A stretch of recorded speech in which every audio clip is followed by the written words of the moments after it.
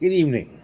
This is your Sensei Al Bob, and I just want to say tonight's chat is for giggles and squeaks, entertainment. Nothing here is in a version of commerce. Nothing is here represents anything we believe in. Anyway.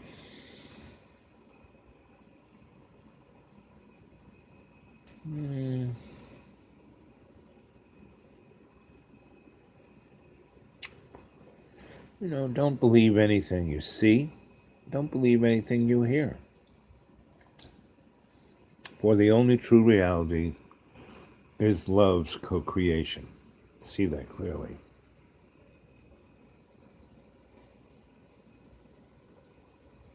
All we know is that our little ugly bag of water is going to die. We don't know when, don't know how, don't know why. So that means every day that you're alive, you have to take advantage of love's co-creation. Be awake. Don't be unconscious. Don't fit into a box before they put you in one. I think I've told you before that I've been a lot of places, and I usually go there for more than a weekend. When I'm traveling, I'll go across the world and find a nice place and stay there a year, right? Because usually when I head out, I usually have enough funds to do so. And I have a path to take and a vision to accomplish is the wrong word, because accomplish means you have an expectation of an outcome. But having an expectation is a death sentence, Unless you're open to what is occurring at the moment, you're missing the point. I've been in Roanoke Valley since 1999, right? And I came here to study cults because this valley, from Lexington, Virginia, to Asheville, North Carolina, there is more stuff going on than anyone really lets on. Just like every day, Donnie goes on about fake news. Well, he's right. Everything you hear in the news is fake because it represents everything we are in. We're in a marketplace. We're on the slave block. And unless you let it go, you will be in chains from your beliefs, your fears, your anxieties, everything that's not you. So I've been in this neck of the woods since 1999, but I was also other places in Florida. I had a place down in the Keys, the Deep Green, and I had a few other places that I hung out. And so I would not spend any more time than a month or two in any one place in all those years. And I did travel a few other places, but I didn't spend years there, just, a week, 2 months. And one of my rules is that when I'm in a place that I kind of settle into, not settle down to, but into, I try to do everything I could ever do there. And then I go. Like New York City was my town. And, In 86, I knew that I had to go because I kept leaving and going to places and spending a year or two or three or four at those places. But I'd always come back to New York City because it was my town. And from 1980 on, it drastically changed.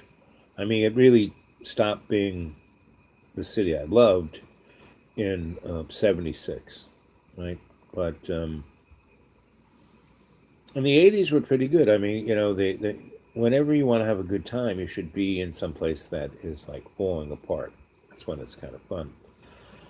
And so, but 76, I kind of said, and I tried to go to other places, but I always came back to New York. And I was in a lot of places that I could have stayed, you know? And the thing is, if you have a twin flame in your life, someone you truly love, you have to love them minute to minute. And you have to be ready to let them go. Like Buddha said, death is like a tight slipper. You just slip out of it. And so here we are.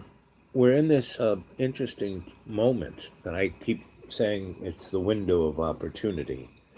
And we have to step up to it. So I've been writing things down.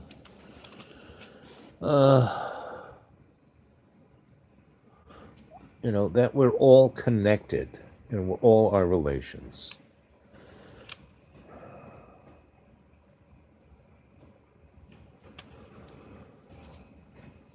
We are part of the universe.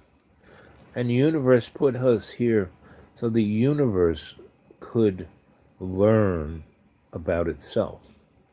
And that's what love's co-creation is. It let Lucifer, break heaven, break the plan, right? Break the hegemony, so we could all learn, And what caused Lucifer to break was its petulant, childish ego, right? It had an ego and not a free will. It was the number one boy of love's co-creation's plan of all our relations. But when love co-creation created a consciousness with a free will, Lucifer lost it. And that's where the Big Bang came from. He threw stuff around so much, so violently, that was the Big Bang. And this universe that we're in is a bubble of illusion, a bubble of Lucifer's anger, of frustration, of childish petulance, of ego. Yet we who have free wills, every nanosecond of the day, we get to choose what we're going to do. Now, a good deal of us have been swept up into the illusion, and we act like we're already in our coffin. I see all of these people going to school, and they know nothing. I was at a university visiting a friend, and I've been given kind of permission to be the Grandpa Smurf to, go and talk, just sit on a bench, and when people sit nearby me, I can talk to them and ask them questions. And I had lunch in their cafeteria, and it was like full of kids, and I talked to a few here and a few there. And as it thinned out, this group came and, sat nearby me. I didn't sit nearby them, they sat by me. And as the griot I am, I listen to everyone's story, right? So because that's how the griot finds the story to tell to the people. They listen to the people's story, right? Just like your animal totem in your library sees, listens, opens itself up to your needs, and then when you ask it, hey, what does this all mean? It tells you a story that you go, oh, now I understand. That's what I do. That's what I've been doing with you, my adepts, right? Your Sensei El Bob has been telling you stories, and you've been going, oh, wow, that's what so. Anyway, let's see.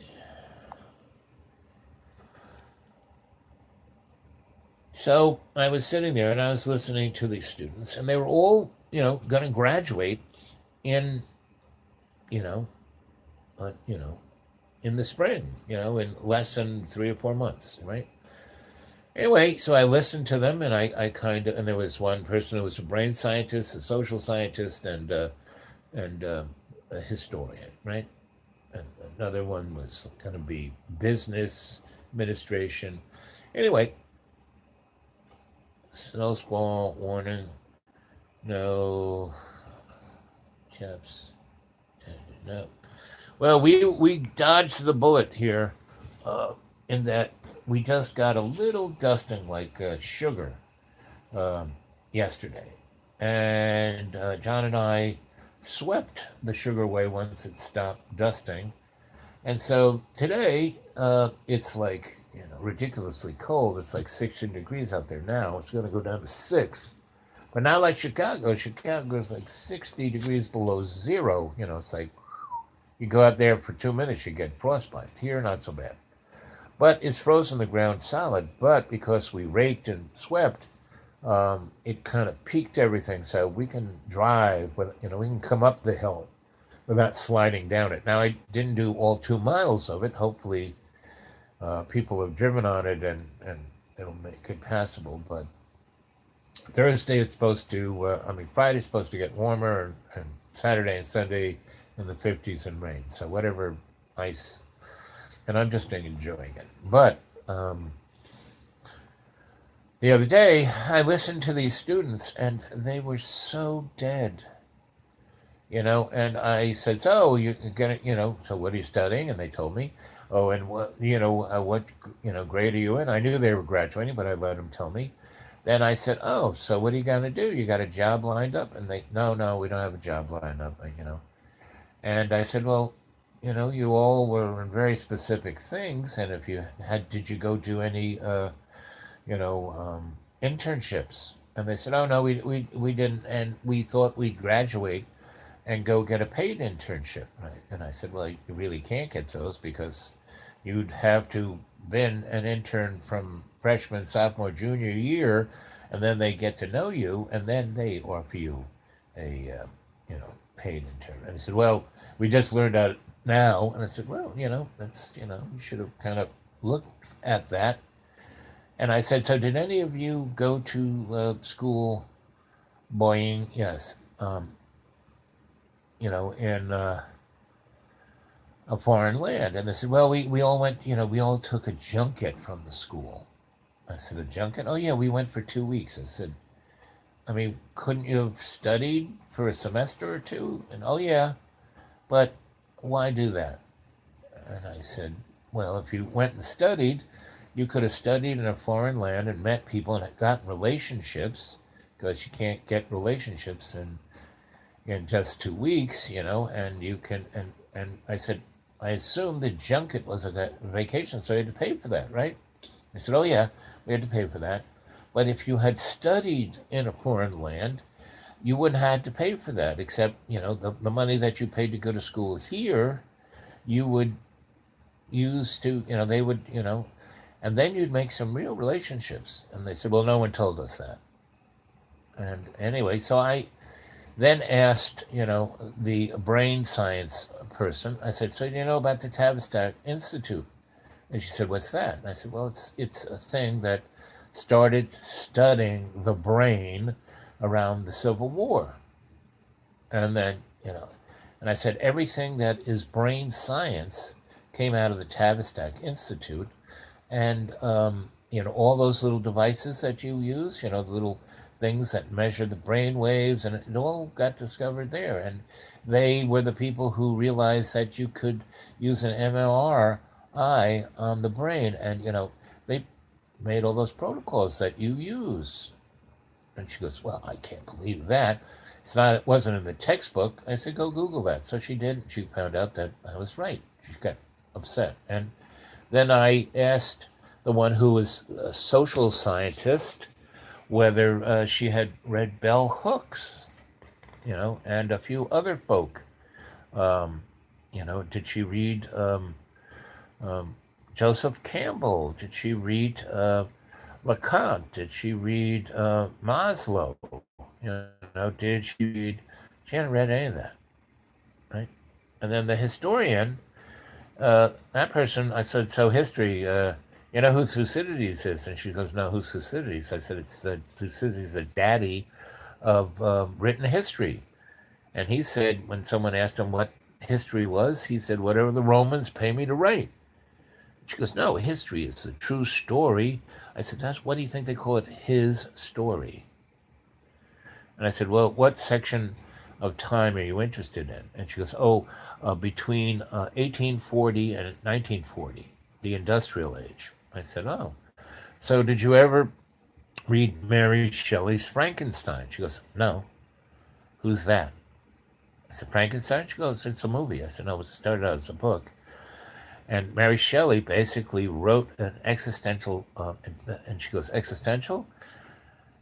And I said, do you know what that word means? And she goes, no, you know.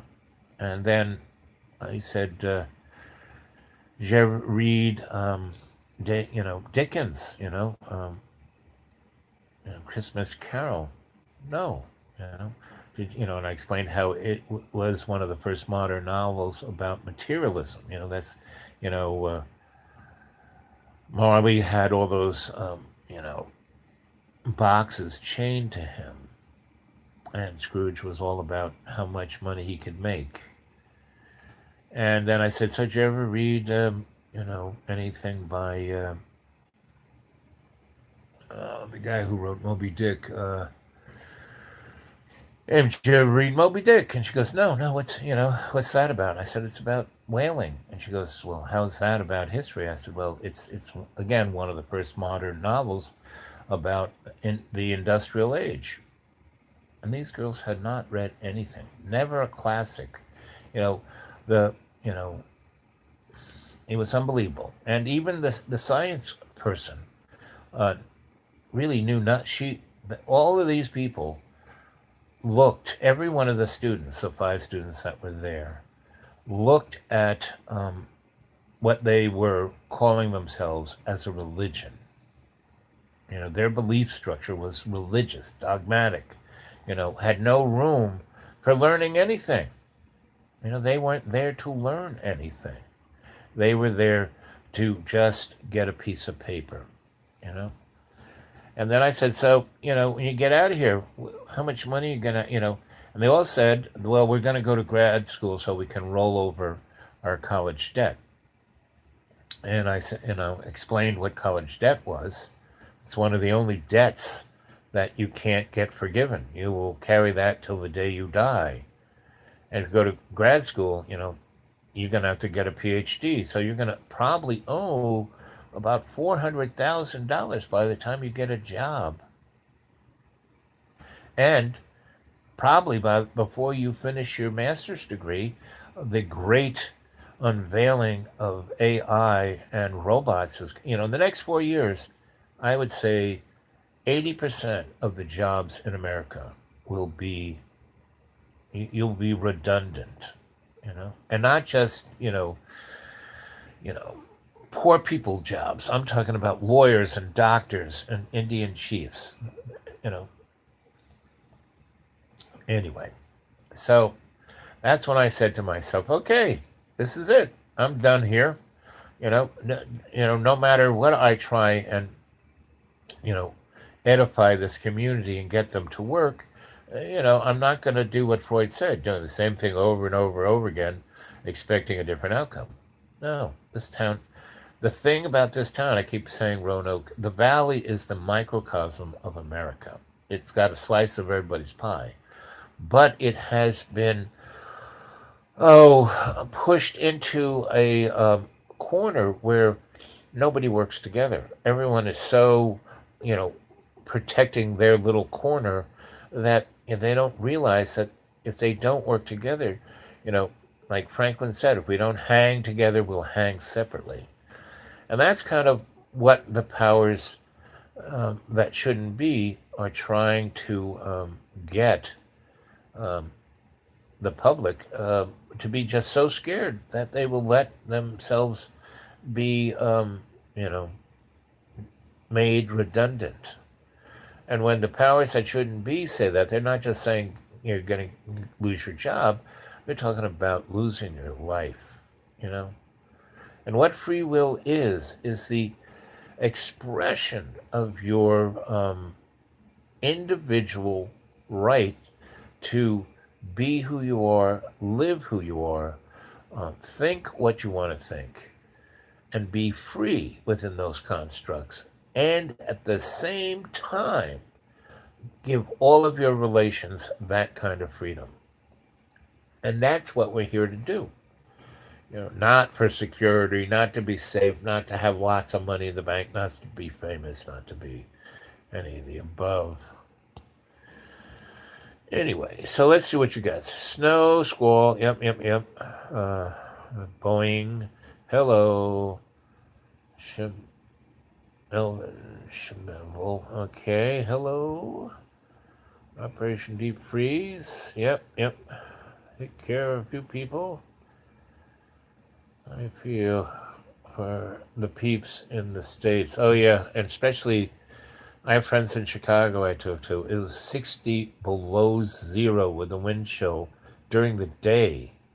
You know, tonight it's going to go to, a place that it's never been that cold. And I don't know if you guys have ever heard about this, the total solar minimum, meaning we're slipping it, not forget global warming. We're heading into an ice age. And that's, again, the whole dynamic of what we're told is a lie. It's weather warfare. Yep. And it's beyond, it's chemtrails are more about poisoning us, not about change. I mean, chemtrails can change the weather on a short period, right? HARP and the electromagnetic things they do and the scalar things they do, that's a more, intense, bigger thing. But what they've done, what controls the weather on Earth is the sun. And they have done things to the sun that are changing the whole frigging solar system and time and space. And this was started by people before the mud flood. Have you guys done work? Have you looked at how between the 1790s and the 1840s there were catastrophes on this earth, Planet X came flying through our solar system then, not now, and screwed things up big time. It killed half the world population and destroyed like the city of Chicago. That fire didn't come from Mrs. McGillicuddy. It was because that big planet flew through our solar system and it knocked things from the Kuiper Belt down on us. That's kind of what happened with the big dinosaurs back in the day. So we are being lied to 24/7, right? Yet it's all right in front of our face. All we have to do is wake up. We don't need to be told what's going on. You can see, it's right there, And but like the students I met the other day, they got so upset, and I didn't do anything except be my lovable Sensei Al Bob, and I just told them things that someone should have told them, and they were so upset about it that they went and complained to the powers of that school. I didn't say anything inappropriate. I didn't, do anything, me. I don't do anything inappropriate. I just kind of spread the news, right? And, that they were lucky. They were at a certain age where they could actually go do whatever the heck they wanted. They didn't have to follow, to dig themselves deeper into the box. And everything I told them, all five of them were like looking on their little Google screens and finding out everything I said was true. And that made them even more angry because it totally went against their dogmas. And their little sacred box told them that I was telling them the truth. And I didn't, wasn't mad, I wasn't angry. Truth. And they didn't want to hear it. And there are all these other people in this valley who, everybody kind of knows me, who are sock puppets and they like listening to what I have to say when it's just me and them. They don't want to even let people know me in a crowd, unless it's because I'm doing something for them. Anyway, let's see. Yep, volcanoes in Antarctica are warming. Yep, the ice. Yep, exactly. There's a big rift in the. It's not frigging carbon. I mean, we're made out of carbon. The trees love carbon. The more carbon, the more oxygen we're going to have. But no, it's that our sun is doing things. When that planet, Nehru, came flying through here between 1790 and 1840, it totally whacked everything. But not only that, it's like ringing a tuning fork. The effects are still occurring. And when it did that, certain powers that be took the reins, that whole cabal, the fascist cabal of the corporate state. That wasn't what the economics were before then. We lived in the Gilded Age, and we lived in a land where the whole world was a land of abundance, not scarcity, you know. And the powers that shouldn't be have brainwashed us to believe that we're in a land like those students. They believe we're in a land of scarcity, and that they're on top of the heap. Their mommies and daddies, they're not wealthy. They're well-to-do middle class, and they had to borrow money to go to school. Mommy and daddy didn't pay for it.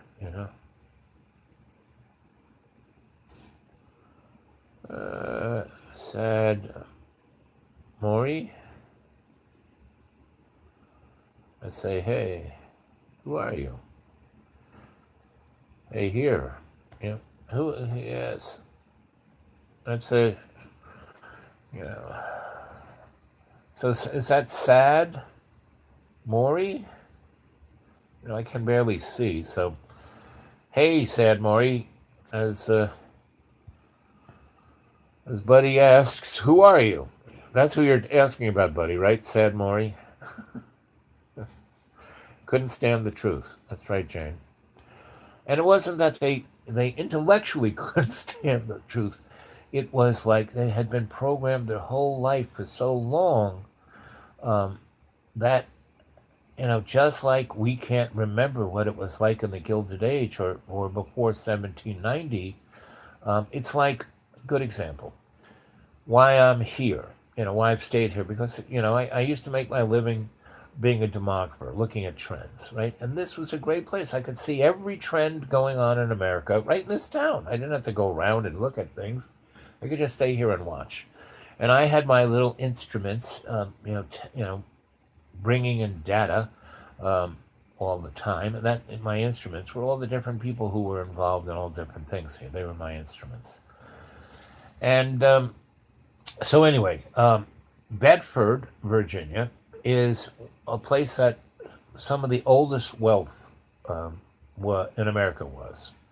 They had so much money that Disney had bought like 1,000 acres and was going to build a Civil War theme park in Bedford. And they had the money, and Disney has a lot of money, and the people in Bedford had more money than Disney. So say no. I mean, Disney bought the property, and these people had enough juice to say, nope, you're not going to do it. So, Bedford, back in the day, had a pipeline put from Galveston, Texas, all the way to Bedford, Virginia, to bring gasoline untapped. From Galveston to Bedford, that pipe didn't stop anywhere, right? And so we got unfettered gasoline right here. And they had the big tanks out on 460. And this neck of the woods, our gasoline is about 20%, 20 cents cheaper than anywhere else in America. Right now, gasoline is going for $1.88, right? Anyway, So this is around 2004. So, I was, I didn't stay here that much, maybe 2 months of the year. And so I went off on a project and I came back. And as I was coming back, I was driving up from the south and I went through Blacksburg, which is, about 40 miles from here.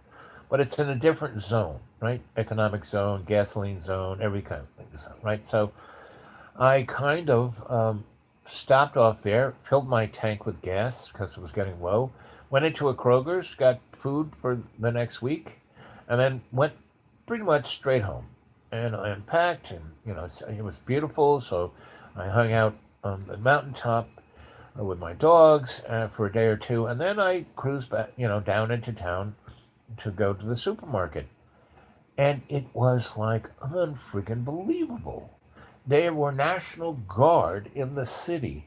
There were, state troopers in the Krogers because there was no food or gasoline, hadn't been any for a week and a half, right? And my car, I had a full tank, and I still had food up there. I was just going to get some other stuff, and there was nothing. And I saw a police officer I knew. I said, "What is going on?" He said, "Oh, we've been without gasoline. I mean, for 2 weeks, but really, for it dried out a week and a half ago, and people are going nuts." And I said, "But just outside, in Blacksburg, He goes, "I don't know about Blacksburg, but right here, it's crazy." And it was like it was something, the Stephen King book, The Dome, and I go around and I talk to people in my different instruments, policemen, politicians, priests. These are all my instruments of knowing what's going on, and other people who are in nonprofits, blah blah blah, and they're going nuts. They think it's like the end of the world. And so I say, well, screw this, and I drive up back to school and I stay there, you know, for a couple more days. I said, this will blow over. Because the alleged thing was there was a hurricane in Galveston. They turned off the pumps and the distillery. And usually they fill that pipe up with gasoline and fill the top off the tanks.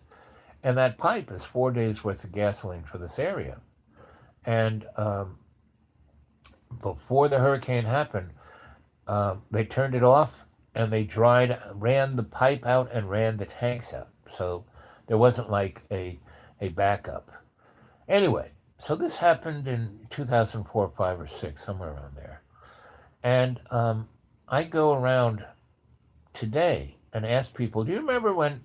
No one remembers it, you know? Now, I go to a certain few people who were, police and that at that time, like that police sergeant who's retired. I see him, downtown every now and then. He remembers it. And a few other people remember, but the rest of the town doesn't remember it. And that's what's happened to our history. It's, what happened 200, we were on a different planet 200 years ago. And then these creatures took over. It's like they live. And we're heading for a very strange place. But the window of opportunity is open. And this isn't just an American thing. This is a planetary thing. So I pretty much have gone to this place where, okay, I'm done with this neck of the woods. I'm ready to, get the band together, take the circus on the road, put together the Humanities Artists Trust International and the Institute for Aesthetically Adept and Appropriate Technology, and rebrand humanity. Bring back people's memory of what it was and why we're here. That we're here to share, not to squander and not to hoard. So what do you guys say?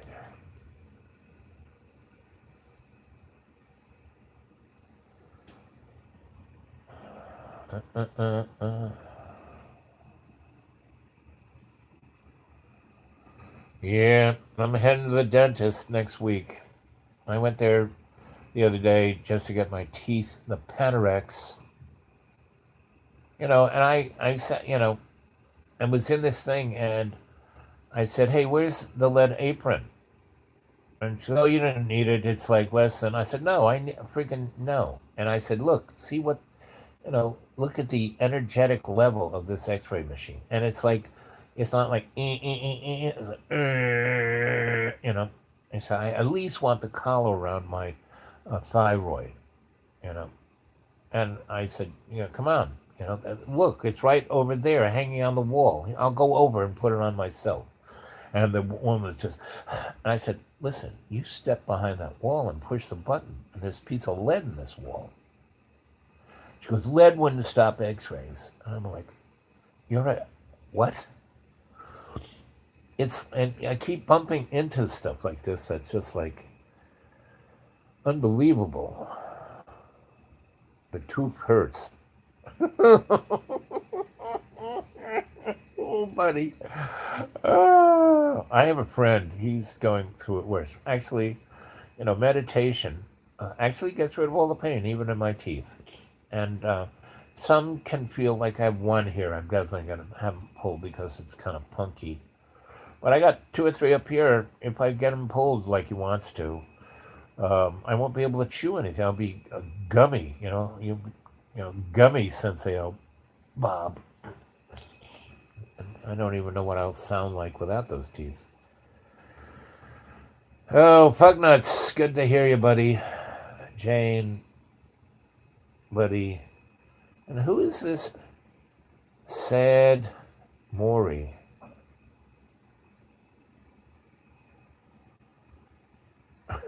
He goes, "Hey." And then it says, "I said, hey." Who are you? Thank you, buddy. And, that's sad Maury. I hope he sticks around because he seems like someone who might be interesting.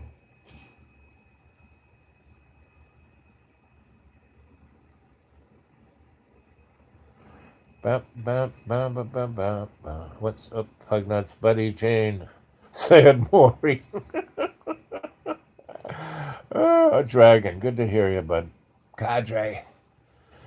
So, let's see what other ideas I wrote down here.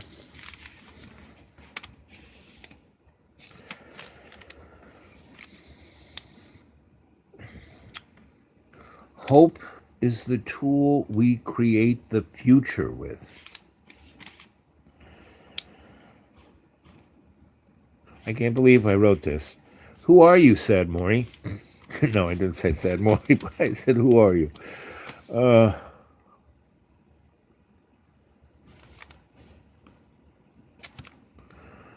And I was thinking about what the cadre is. The cadre is loyalty, duty, and to be our best to all our relations.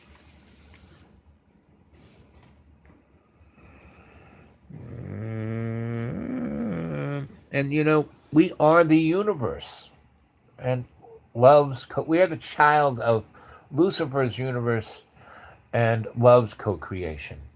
And we were put here to understand what's going on. That's why that movie, The Matrix, the first two parts of The Matrix, the third one I really liked. I liked it when Agent Smith kind of went off the reservation, and I liked it when Neo was blind, and yet he could see better blind, right? And in the old days, the soothsayers would blind themselves. That was like the real leap of faith, that you could believe in the soothsayer when they blinded themselves.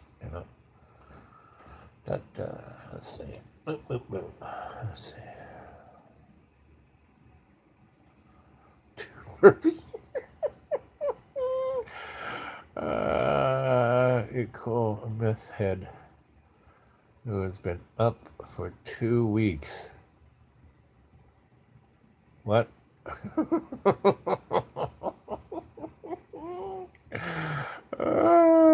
2 weeks? Uh,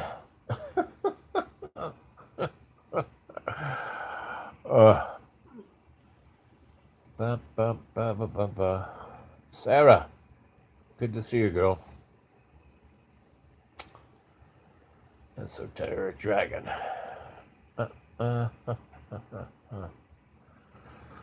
So, what kind of little idiosyncrasies of synchronicity have um, you folks been noticing? I just gave you a whole bunch of unbelievable, not unbelievable, but points of reference to what's kind of happening.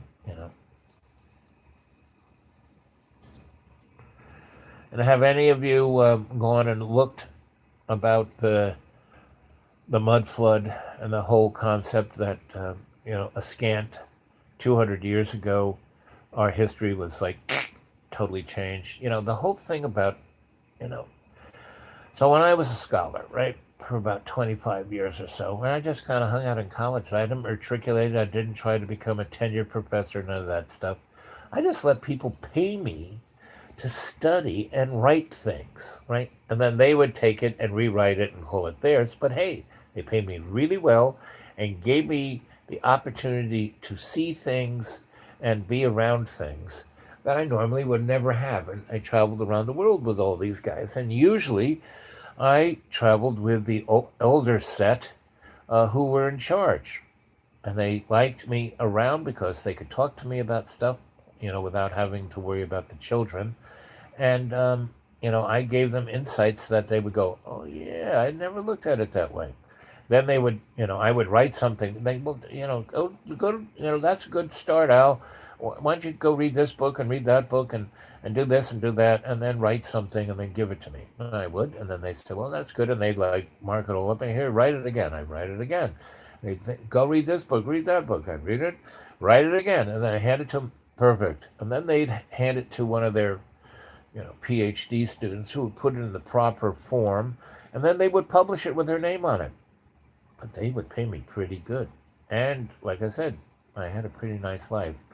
So I didn't care, because the people who were the top of the heap had respect for what I could do, and that's all I really cared about. And that I had the opportunity to look at the things I wanted to look at. But one of the things I was taken to were the Great Pyramids in Giza. And I met that Egyptian guy who rules Egyptology. And Egyptology is a joke because it's like a religion. It's a religion, it has nothing to do with science. That's for sure. It's whatever that guy says. You always see the number of 11. Well, that's an important number, that's for sure. The blind prophet. Yep.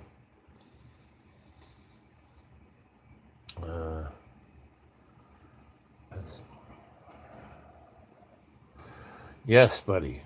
28 cc. Where Buddy is, he's like melting and we're freezing. It's like there's definitely things going on. And it has nothing to do with what Al Gore. Al Gore is like, that guy is such a putz. I mean, I met him a number of times, and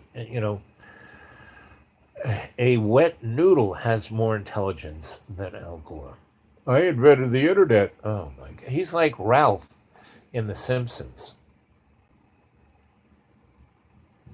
Yep, 11. Yep. 11, 11. 222. Me too. My ego and working, arresting the shit coming from it. Yep, very good.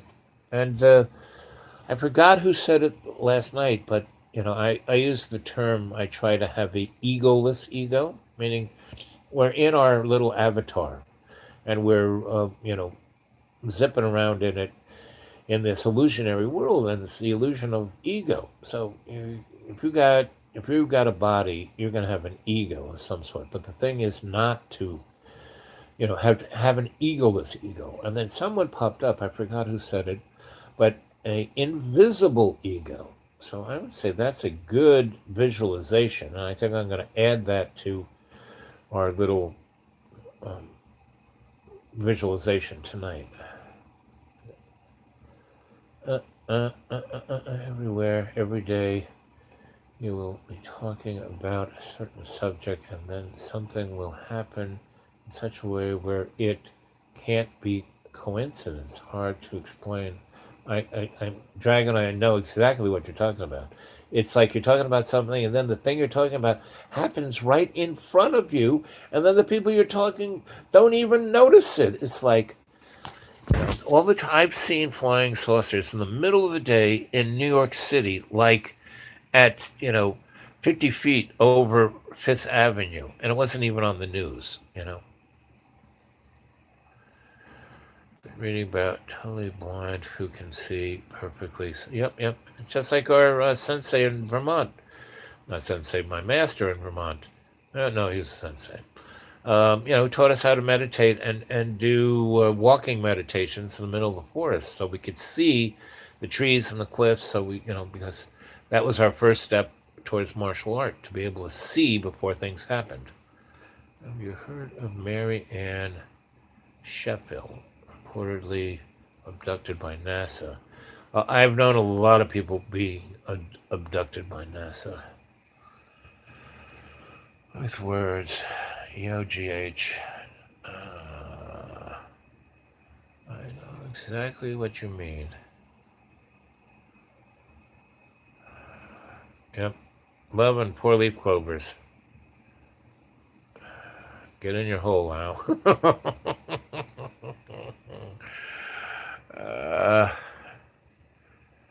No, we need AI. We need to embrace AI. Pause a YouTube video and it will. Yep, that's exactly. I mean, every time I look up at the counter, it's one of those numbers. It happens every time. Yep, it's the go. Yep. That's mental sphere influence. Mayor Baba. Yep, yep. Mayor. Yeah, yep. If I was on a desert island, that would be the one book. Yes. Yep. Me too. That's a great book. I assume you're talking about autobiography of a yogi, right? That's the book you're talking about. Shamrocks. Yep.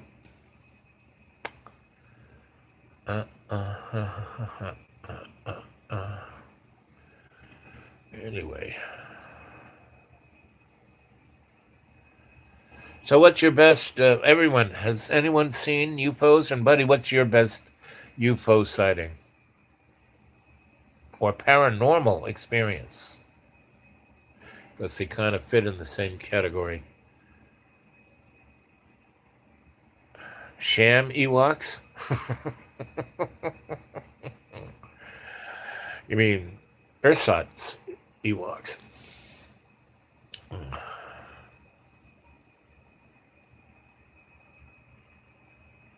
Yeah.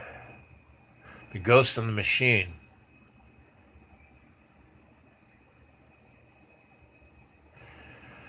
Well, I've have had a number of lost time experiences. I've had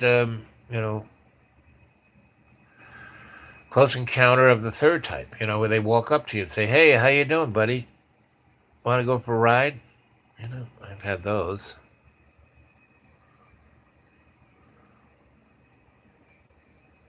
Like Billy Myers. I mean, that's why I got into the whole paranormal thing with UFOs and the U.S. Psychotronic Society, or the Theosophical Society, and the Green Door, and in that latter part of the 70s and the early part of the 80s, because things just kept happening.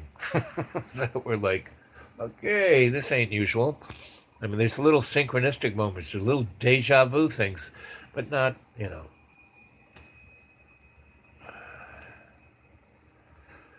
I would love, Eden, if you emailed me a picture. Sleep paralysis, yeah. I used to have a good chunk. There was a year that I would have that all the time. I'd wake up and I couldn't move. And I think that was the most disconcerting thing of all of that. And it happened for a 2 week period. I Here's a good story.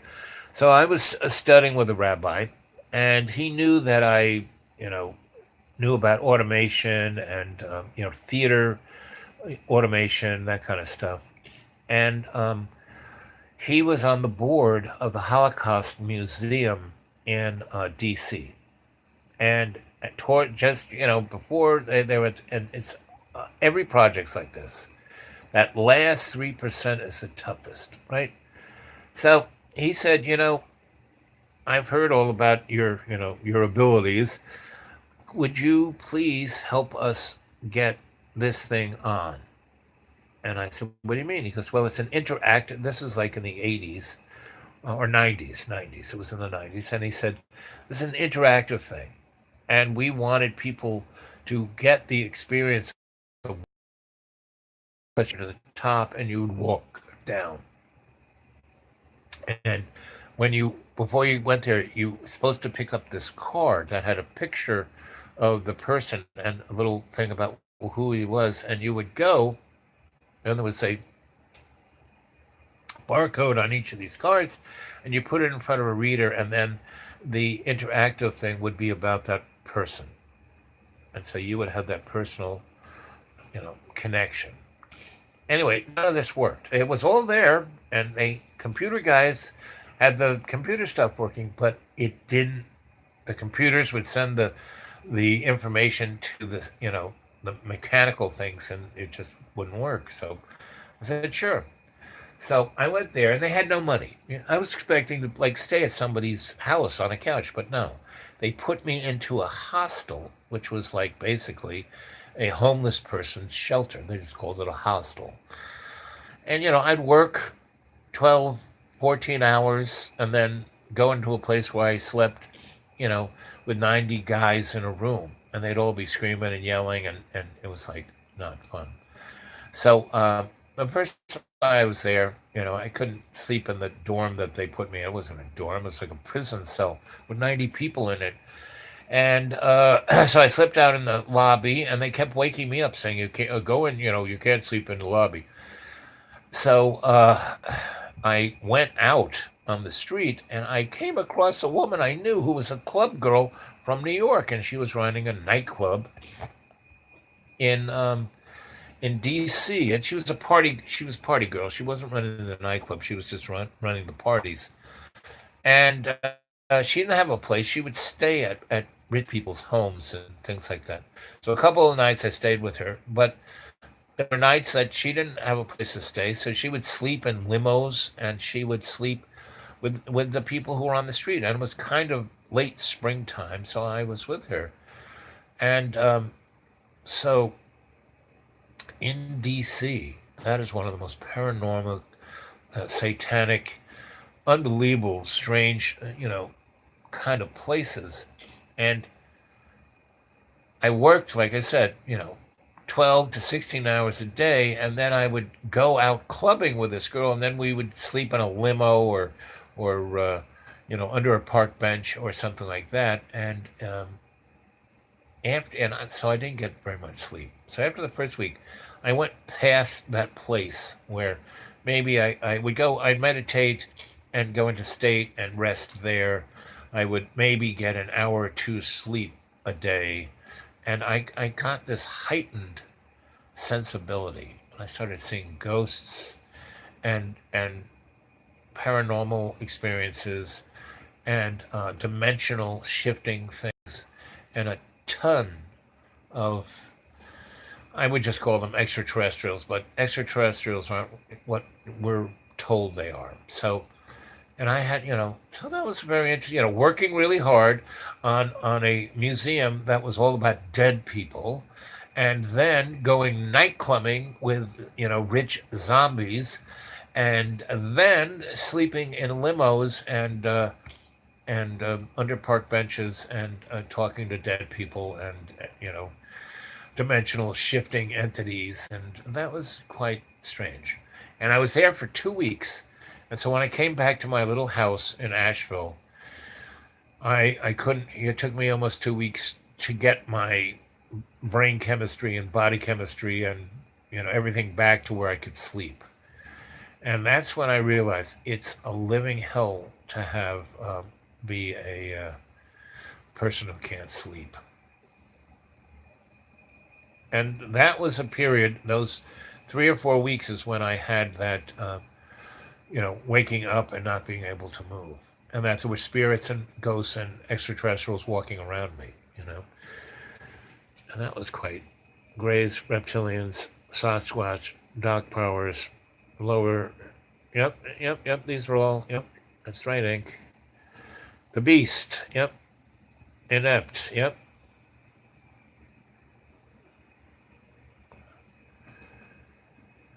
yep.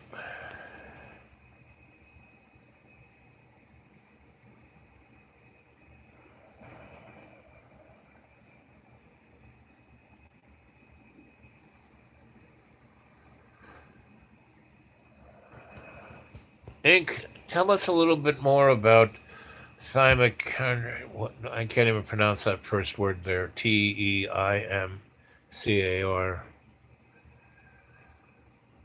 and nation.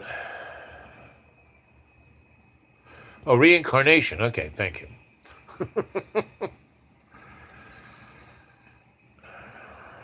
Yes, I mean that is, with the understanding of reincarnation, then death isn't. If we can't live 1,000 years, then we get reincarnated to get the next lesson and the next lesson and the next, right? Until we can bring everyone back home to love's co-creation, we're going to be reincarnating an awful lot. The thing is, when you die, to die consciously, so you can make the choices, that you can have the input consciously, because you do have the input all the time. We're a creature of free will. We just have to be awake enough to exercise our free will.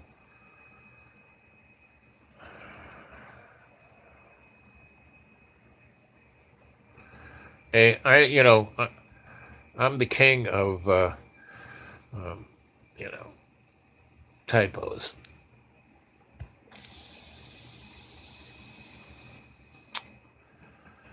So I think, Ink, why don't you stick around? We're going to go into state, and I think the land of reincarnation is where we're going to go. So if you can stick around, that you don't have to write anything. You can just um, you know go along with us as the shock troops of love's co-creation. Okay, so 58 minutes. We'll talk a little bit more until 1 hour, and then we'll go into state and go to our Akashic records and go to our lodge and go into the land of reincarnation. Okay? Sounds like a plan. Cold here tonight. Ooh, I hate when that happens. When boop, boop, boop. Like I said, Jamie, you don't have to leave. You can stick with it, unless you want to, and you can go, whatchamacallit, Shalansha, into Dreamy Dreamland and then to the going into state.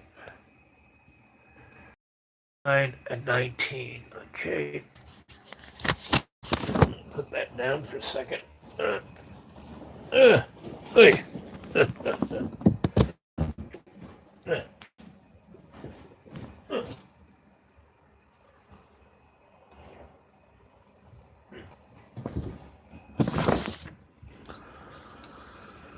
Okay. Everyone get comfy. We're coming up on 59 minutes and 59 seconds. And here it is, 8, 9. So everyone take a nice deep breath. Get comfortable. Oh.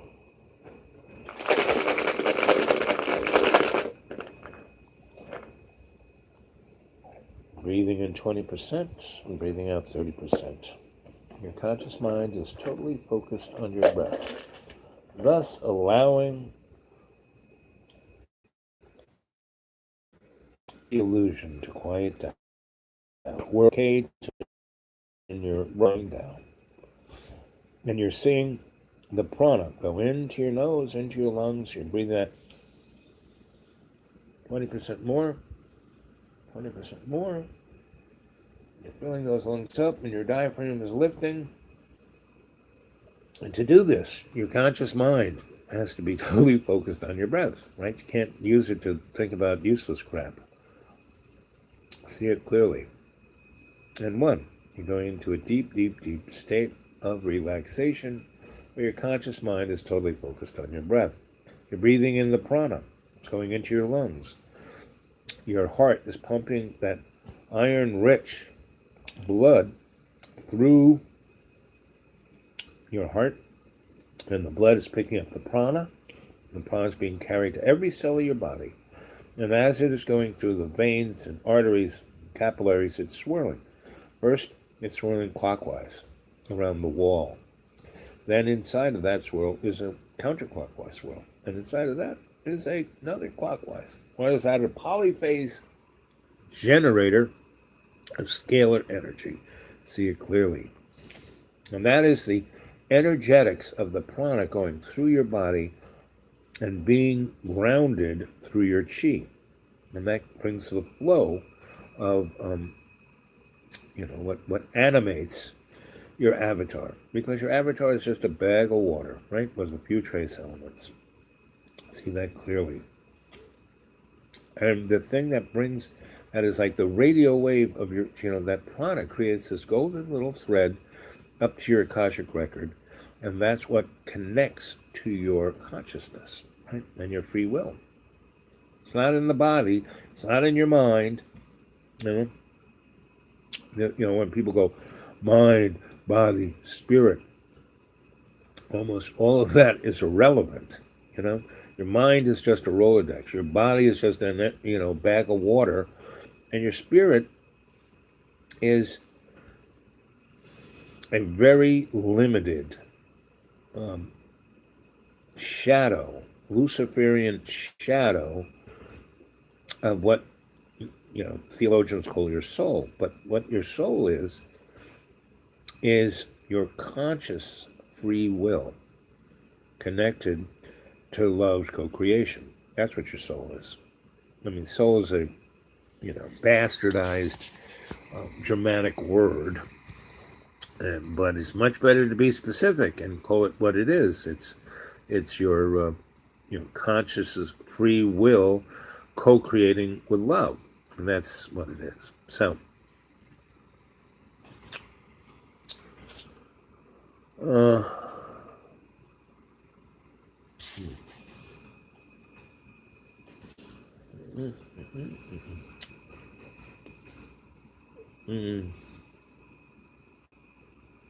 So, your body is being totally energized, and it's being energized with photonic light, not Luciferian light, which brings shadow and irrelevance and illusion. Photonic light has no shadows, has no illusions. It makes you and allows you to see things clearly. So you're illuminating yourself in your imaginary mirror right behind your eyelids. That's where you have dream time, where you have rapid eye movement when you're dreaming. And you're taking that light and you're shining it into into your subconscious mind, which is not a scared place of monsters. It is basically the library of your Akashic record. Yes, exactly. Dragon is 100%. 666. What are we? We are a carbon-based creature, right? 6 protons, 6 electrons, 6 neutrons, 666. We don't have to take the mark of the beast. We are the beast. Our avatar is the frigging beast. This whole universe we're in is the illusion of Lucifer. It is the beast. It's Babylon, the whole thing. But that's okay because, love's co-creation created Lucifer.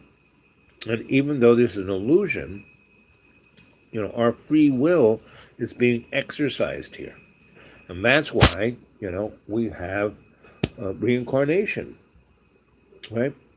And it gives us, that's why we don't have a feckless God, because we have all the time in the world, because first off, time doesn't exist. Only in this illusion do we have this existence of linear time, or really illusion of an existence of linear time. And so, one, you're in a deep, deep, deep, deep state of conscious relaxation. Your body is totally on automatic, right? You're not even there. That's your avatar. You're not there. That's why you're sitting down or lying down or being someplace where you won't fall down. See it clearly. And you've illuminated yourself with your breath, right? You breathe 20% more. You focus your conscious mind. The prana came in. I mean, it's always coming in. That's what, animates your body. But this, now illuminated with photonic light, your imaginary mirror, that you shine that light into your subconscious, which is the library of your Akashic record. Your Akashic record is the testimony of all of your conscious free will's existence in this illusion, which from alpha to the omega, from the Big Bang to wherever it's going, right? And that's what we're here. We're here in this universe to give the universe the 411 on why we're here. We're here to, bring, not to serve Lucifer, but to forgive, to let it go, That's what Jesus Christ did. When he was in the garden of, I forget what they called it, but the last night, before, when the guys came to get him, right? After they had the Last Supper, he went off into this garden to pray. And, in the Bible it says that Jesus was asking God, I don't want to do that. No, sorry. That's not what it was. Jesus was kind of pissed off that he was doing this because these people, meaning the human race, are a waste of time. Look at my, these 13 chuckleheads. I mean, one's turning me in, who was my best friend from childhood. He's the righteous one. He's doing it because he knows if he doesn't do it, all this that we did is for naught, right? I'll just be an asterisk, But he was saying, give me something that's making this worthwhile, right? And, there was one chucklehead with him, but that guy couldn't even stay awake. And every time he looked around and saw him asleep, he went over and kicked him and said, you stupid moron, wake up. I mean, God's talking to me. Don't you want to see God? And, the guy kept falling asleep, right? And so that's the kind of issue, carbon-12, one of 5 elements in our human DNA. Yep, composed of 6 protons, electrons. Yep. Mm-hmm. Yep. So we are the 666. It's all a learning process. It's correctamundo, dragon. Forgive. That's right. Lisa C., good to see you, girl. We're going into state. We're meditating. We're breathing in deeply the prana and chi. We're illuminating our Akashic record. And we're going to go to the land. We're going to go through one of those 9 doors. We're going to go to the land of reincarnation.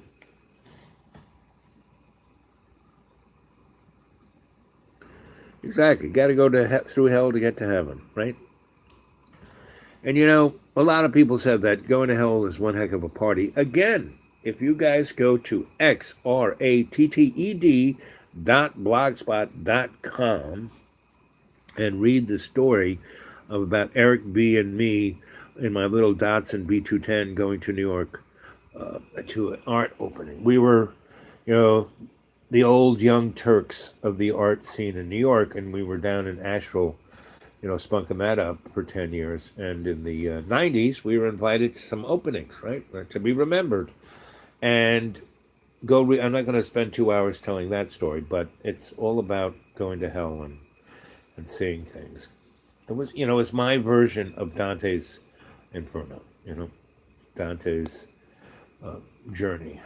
Bill and Ted's Great Adventure. That's it.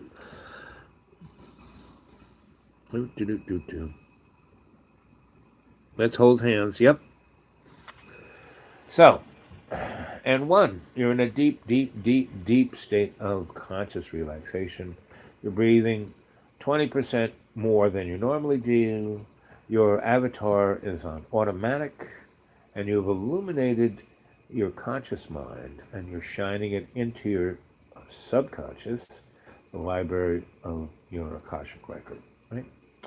So you're walking in front of you is the big fireplace with the eternal flame in it, and in front of that, to its left, are a bunch of these nice little armchairs that people can come and visit, like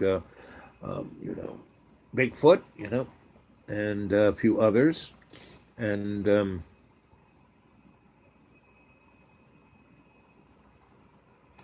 yep, letting go and forgiveness. That's right.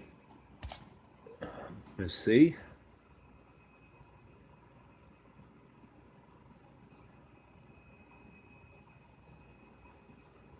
Yep. I mean, all that stuff, all the stuff, the illusion that people get all twisted about, the Illuminati and all of this, it's just window dressing. What matters is what we do right here. And every day in every way, leading by example, taking love's co-creation and making it stronger. That's the only thing that's true. Only half the evil. That's right. Ready to put that in the book. Yep. Okay. So you're in, there's the table, your reading table. Behind that is your reading chair. You sit down, your librarian brings your Akashic record, you open it up, and on the right, empty right page, you take your right hand and you put it on that, and the left hand, you put it on the left page, and you lean into your Akashic record, and you eliminate, you evacuate all the evil that's inside you, all the frustration, all the anger, all the self-loathing, all the envy, all those negative characteristics of illusion, fear, right? Yep, you're free. You're letting that go. You're free. And you float up like a balloon. And you travel over to the shortcut from your library into your lodge, which is in our house. Our house is the Oracle of Delphi. And when we come from our sanctuary of our own choosing, which is a long way around. That's why we have a shortcut, right? But you go through the front door, and over the front door it says, know thyself. And that's what our house is about, And we are all there as adepts, as oracles. And that's why we have our own lodge in our house. And when you walk through the big doors, there is the vestibule, but it's like it's like the Sistine Chapel or vestibule. And then you go into the common room, which is a big space that connects all the other spaces in our house together. And the one at the end is the hedgerow longhouse. And last night, that's where we were. We were in the longhouse. And the hedgerow is a Gaelic or Druidic Irish thing. It's like they took all the stones out of the fields, and that's why they have all these stone houses and stone fences. And over the thousands of years, those fences had, things like witch hazel and all kinds of thorny bushes grow up in them. So they were impenetrable, and they were quite wide, 20 feet wide, with, tons of these really thorny, thick things. So you couldn't get, they were like a gigantic fence. So around the room of the longhouse, it's like acres big inside our house. It's like the Tartarus, Our house is a Tartarus, a time and space machine, right? We're traveling device. And our lodge is our version of, our little lodge of that time machine, right? So we can go, we take the shortcut from our library as that little balloon into our lodge. And in our lodge, we have our, not only in our library, we have our librarian, our animal totem, and our guardian angel as our guides. In our lodge, we have our own lodge guide there, right? And then we go from our lodge, from the sitting room, the living room, the dining room, the kitchen, the bedrooms, the laboratories, the libraries, all the things that are in our lodge, we go out to our garden.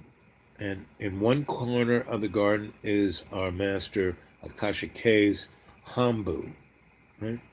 And we learn lessons there. And then we have our greenhouse, which is also our workroom where we can manufacture, make things, right? And then we have a portal, just like that TV show where they have the Stargate. We got a portal like that, right? And whereas in our Akashic record we have all these to the 9 doors, the portal is that place that we can go to any of these lands without having to go through those doors. And because when we go through the doorway, we are on, we're going into those lands, and we are susceptible to what's going on in those lands. But when we go through we go into our sanctuary of our own choosing, go over to the tree of life right next to the lake of the Great Link. In the roots, there are all these cracks that we can go into these lands in the back door, right? But in our lodge, we have a gateway that we can go anywhere in the whole universe, in the whole time.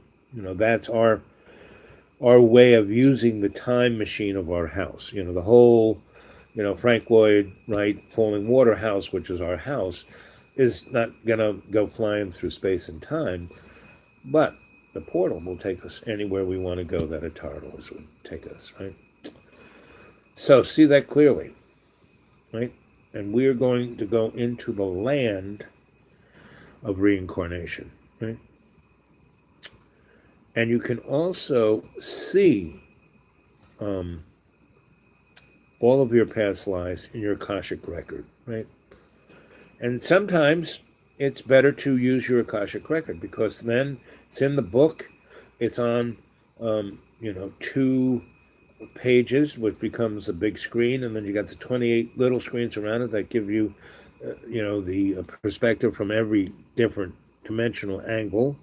And then you got your librarian to bring you other information and your animal totem to tell you stories, to give you insight, and you got your guardian angel to watch your back. When you go through the portal, you go to all these lands, all these places, all these times, all these past lives, and you kind of live them, right? You get this kind of dreamy dreamland experience of living it, right? So it depends right now. You get to choose whether you want to go through your portal and kind of have a real life experience, or look at it in your Akashic record. We got a little, safety margin. You know what I mean? You're not putting your id right on the line. You're watching it happen. There's a little space there. There's a little setback. There's a little bit of reference that you can go, oh, look at that. So you're not so emotionally attached. You're just kind of looking at it, right? And the way you go through all your different reincarnations is you run your hand along the edge of your Akashic record. So I'm telling you this, and I'm going to guide you using your Akashic record because it's safer. It's actually better in a way because you have real access to real-time perspective. Whereas you go through the portal, you're going to experience it. It's like, having that dream that you're awake and you can't move. That Buddy was talking about, a sleep paralysis because you're going through it, and that you're going through it, but your ego and your id are going through it, so you're emotionally experiencing it. Whereas through the Akashic record, it's got that detachment, right? But you're seeing it, and you got all these tools to pick it apart forensically. Where you can't be the shamanic, psychosocial, cultural, forensic anthropologist, alchemist going through that thing, unless yes, you can after years of experience, and you're a sensei like me. I can. I don't, I can do it right here in the room here with you guys. And that's what I do when I do this guided meditation with you guys. So, and what's very, I'm very humbled that you guys are in state, you're experiencing all this, and you are texting also. And that's like, a sign that you truly are practicing and getting this down.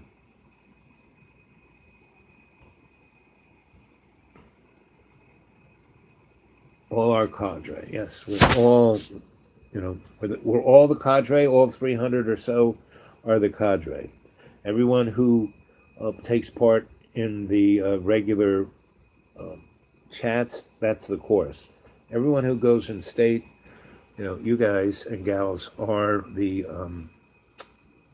shock troops of love's co-creation. So pick whatever term you want, and you're all adepts too. So, we're the cadre, we're the adepts, we're all together now, all together now, all together now, all together now. So let us all be seated at our reading table with our Akashic record in front of us. We have emptied all the anger and fear out of us, and we're, again, that light balloon, and we're free to experience this. So what I want you guys to do is look into your Akashic record, and then the screen comes up, and I want you to see your first incarnation in this universe. May not be on Earth. You may be a plant or a dust mite or earthworm or a whale or any other creature on any other planet. Yep, the fine art of detachment. Yep, and it is a fine art. And, that's why I'm your Sensei Al Bob.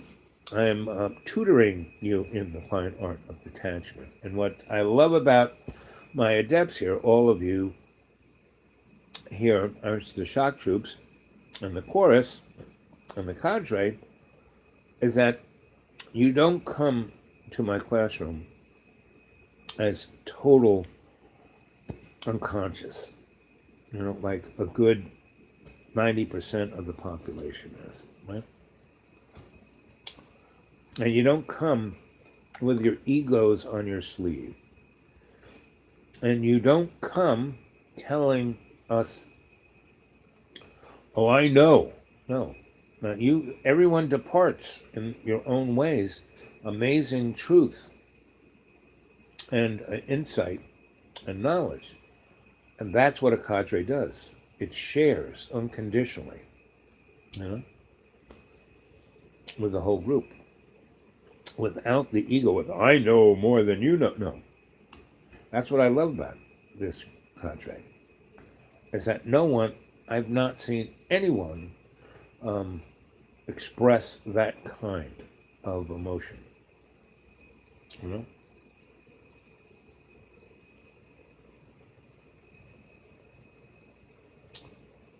No.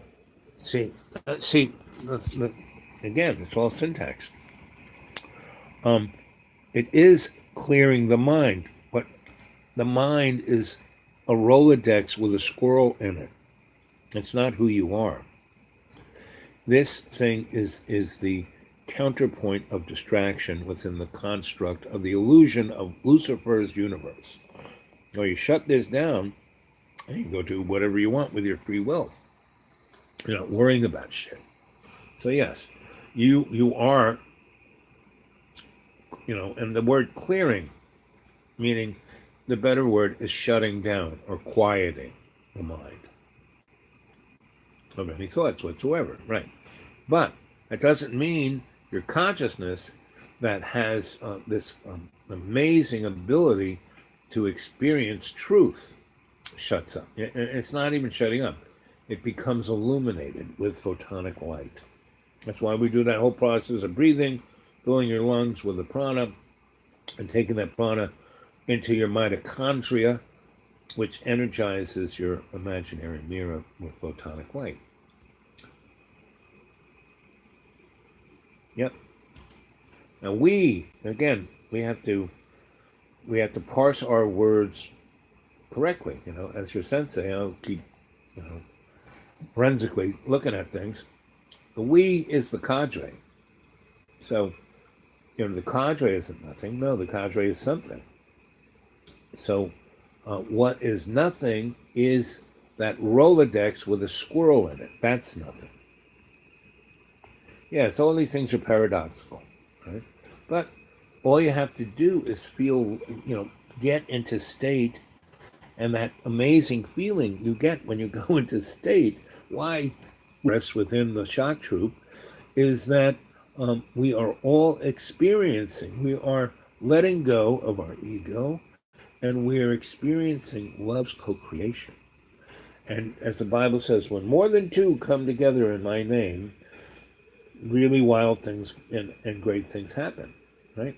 And that's why once I realized with my observation of long-term trends that this window of opportunity of bringing forth love's co-creation down into this chaotic universe and taking everyone home, and that we can, oh good, we're back here. And like going into love's co-creation, into that darkness, isn't like no, it's like the beginning of our consciousness's free will. It's our ascension. Right now, we are going through, grammar school. We're in the sandbox. That's what this universe is about. I don't believe anything you say. Yep, don't believe anything I say. Yep. That number. I love that TV show. A Prisoner. And that's, that was a great show. That was a metaphor for what this universe is. We're freaking prisoners here in this universe.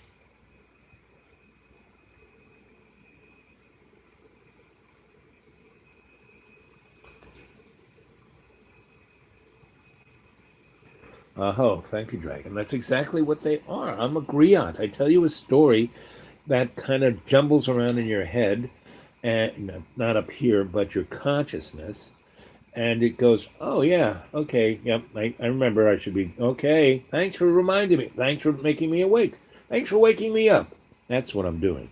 Wake up, and you are awake. That's why you keep coming here, because you're awake, right? And you are that little pebble in the pond. And I keep doing it because, yeah, so 12 to 20 of you do this every night and in the morning. But that's a lot of pebbles in the pond. And I think Martin said, we're the pebble in the pond that makes the tsunami of love, And no matter who says what, we're all saying this. So say we all, right? So say we all. It's not me just saying it. So say we all. You listen to you hear my stories, and it's your story. So say we all.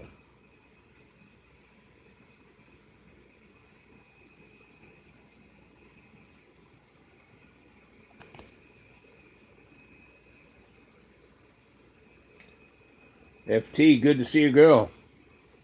If you are a girl.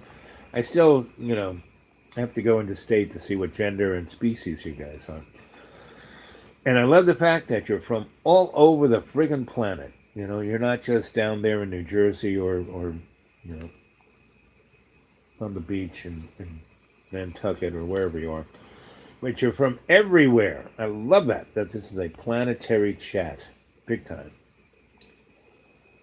Anyway, so you're sitting at your reading table and your reading chair with your Akashic record in front of you, and you're looking at the screen and you're seeing your first incarnation into this, at the Big Bang, right? See whether you're a neutron or proton or whatever you were, zipping at the speed of light, or whatever you became. See it clearly.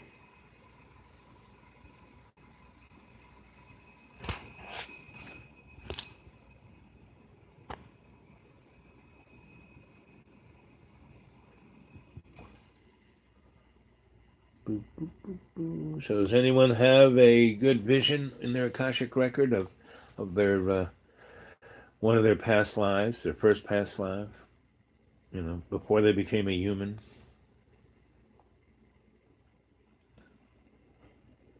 Because each past life, and we've had lots of them. Some are important, meaning they kind of take us down a track. All our lives we're like on train tracks, right? Going kind of in a certain path. We don't really vary too much, but every so often, a energetic harmonic comes in, and we have this deja vu experience. And what it is like one foot's going down one track, someone switched the switch, and the other foot's going in another direction. Now you can listen, and half the people, we have a lot of folk in the cadre who just listen, and then they get a hold of me. Anyone can get a hold of me at my Gmail, the dude awake 42 at Gmail. So a lot of people just listen and then talk to me on the Gmail because they're a little shy, but they want me to interact with them on personal matters. And I'm all for that. I'm me. I'm always there for all of you. I'm your Sensei Al Bob. I'm here to serve.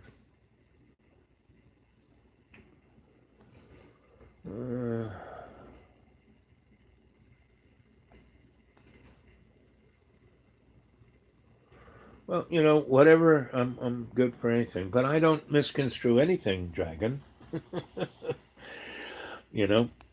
Because I'm not judging anything, and I'm not looking for or expecting anything. And if you say something to me, I will respond, and then you can know that I'm responding openly, honestly, and with my heart for you rather than some agenda. But I'm here to facilitate for everyone in whatever way you want me to facilitate. That's a good sensei. That's what a sensei does. It facilitates their adept's pathway, right?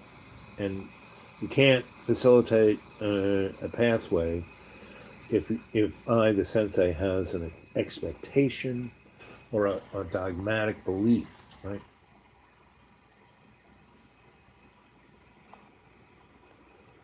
I would say that's probably true. I mean, that's kind of why we definitely are connected, Dragon. I've been looking at you, everyone in the cadre, all 300 or so of us, and about 40 communicate on the chat here and there, right? Not every. There's about 20 that are pretty solid, come all the time. There's about 40 who take part of this. I can sense them energetically. And the other 200 and something basically watch it daily. They go because of, their time zone or their job or their life. They watch it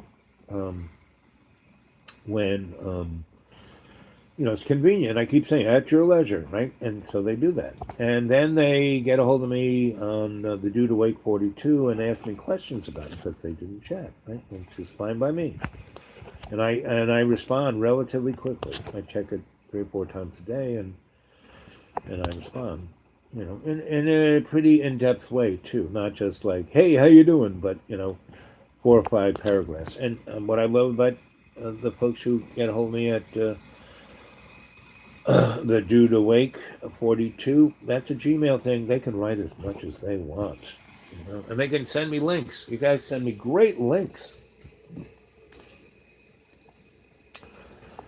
Uh,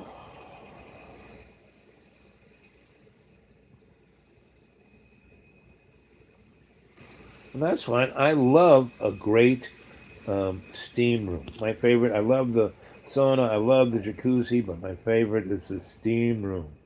So steam me up, esoteric. You know, it's not a problem.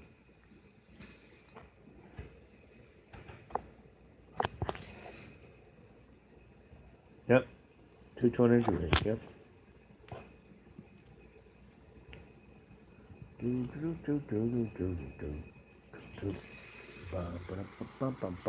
So, does anyone have any visions of their past life? Right. And as I was saying, we've had lots of past lives, and as you know, we are all connected. You know, Dragon. We all live each other's lives. We just don't remember. Yep. And when we go into state and go into our Akashic works, we can see each other. You know, and when we go to collectively go to our sanctuary of our own choosing, our superconscious mind, we see each other on the meadow. You know, and you know by May, this is going to be so hardwired into your consciousness. You know, you have been really woken up. You're not going to sleep.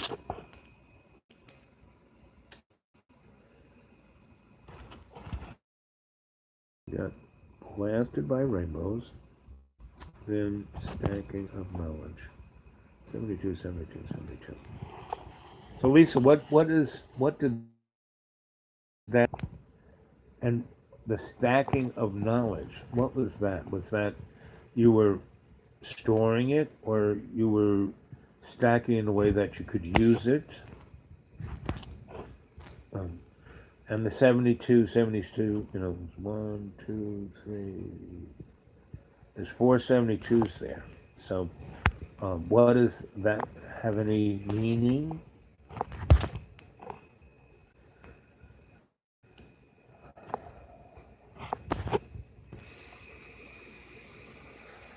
So, going to visit your Akashic record and looking at your past lives is a good exercise.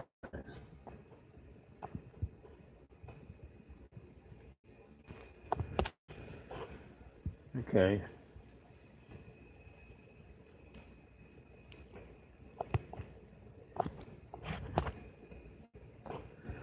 Well, fish, you know, that's so your first notion of your first reincarnation was a you know, a subatomic particle. Well, you were right there at the Big Bang.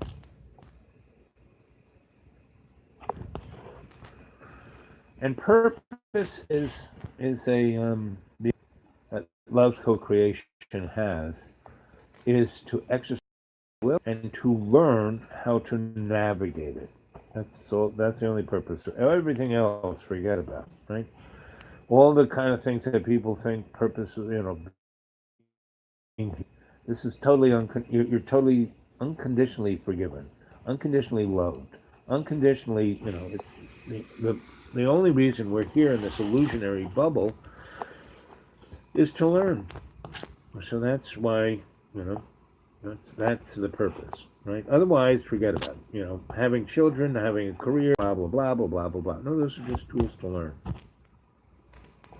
And what are we doing? We're here. What are we doing? We're here to learn.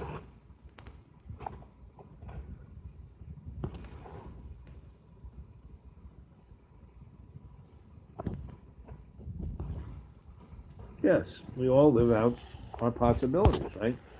And so when you pass, that's why it's good to be awake. I mean, Huxley's Doors to Perception, a great book. Everyone should kind of read that because that guy basically said, you know, the doors to the nine doors of perception.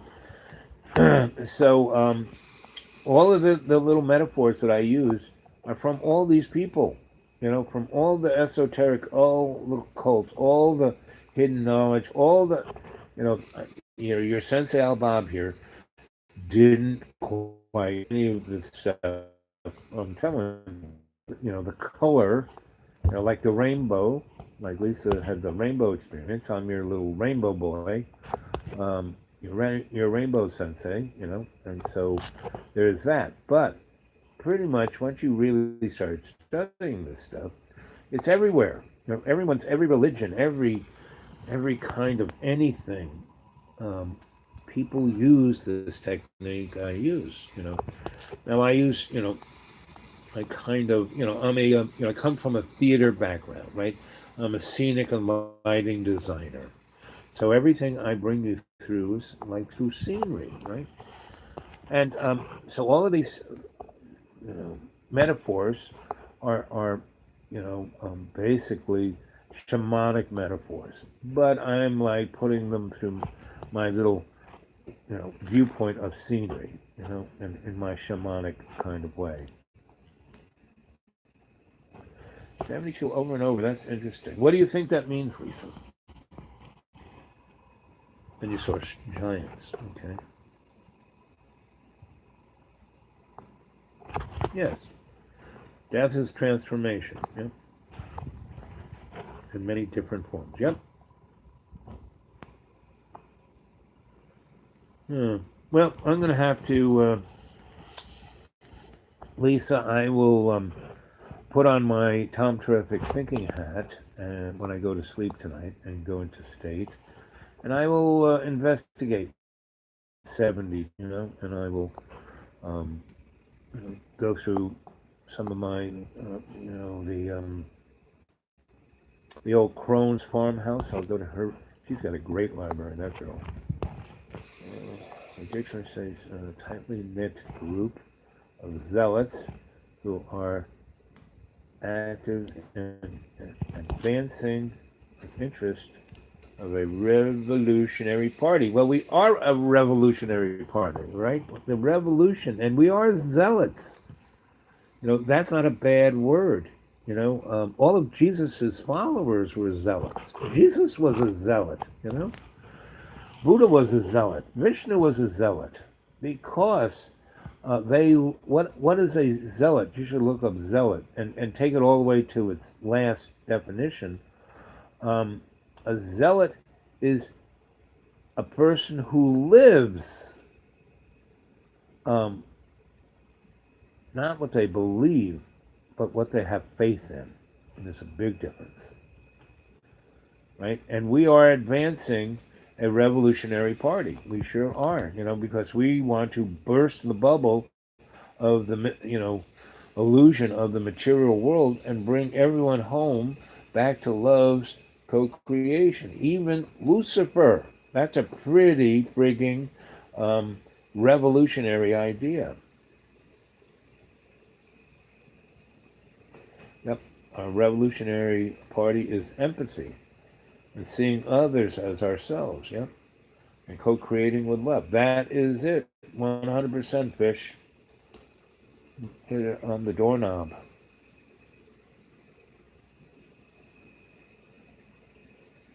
And look where that got King Solomon. Everyone who uses the demonic powers, it never ends well for them. It really doesn't, Look at Aleister Crowley. I mean, that guy died as a worm.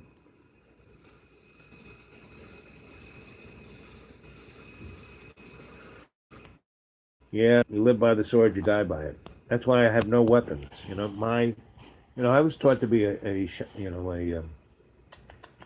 samurai. My sense, but they were, more in the hands-on combat. Jujitsu and things of that nature. But we practice with the sword and practice with the spear and those little starry things you throw. But I never, I got proficient at it, just like I got very proficient at using all other kinds of guns and everything else. But when I left the Hambu, I left the weapons behind. I my biggest weapon is my heart, my love and my empathy, and the fact that, my heart is like a radar antenna. I can sense when evil or bad things are heading my way, and if I'm not such a moron at the moment and stay awake, um, I can sense it far away and say, okay, I gather up all the innocents and take them out of harm's way. That's, as my job as a samurai is to protect the innocents, the people who can't protect themselves. And I don't do that. When you pick up a sword, you're leading with your ego. You know, when you get people out of harm's way and just get them out of the harm's, just get them out of the way. Person who is a true, um, I'm going to call myself a man. And we are, we are the shock troops of love's co-creation. We are warriors. We're not like somebody mamby-pamby, a zealot. A zealot is, on the line. He is like running down the cliff. Yeah.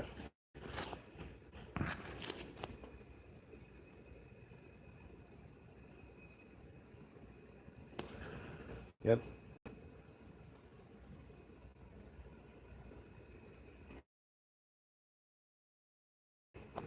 Just the lower aspects of our higher self, and that's why we're.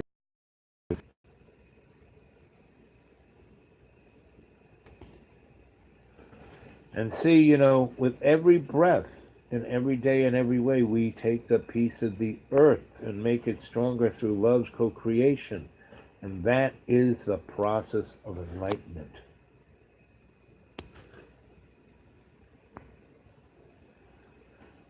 And I don't know if you were around, see, when I was leading the cadre through the meditation of like breathing 20% in and breathing in the prana, your blood, your blood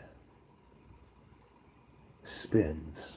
It doesn't glop, glop, glop through your veins. It swirls, you know, and it swirls against the wall of the vein, artery, or capillary, and then inside of that swirl, and that's clockwise, and inside of that is counterclockwise, inside of that is clockwise, and that is a shamanic generator of scalar energy. And that's the energy that we take that prana and energize the mitochondria of our cells, which gives us the photonic light to illuminate our imaginary mirror and to take that light and focus it into our subconscious mind, which is our library.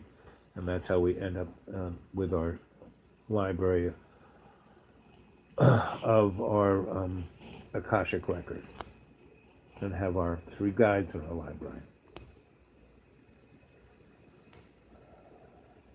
Anyway, jump down.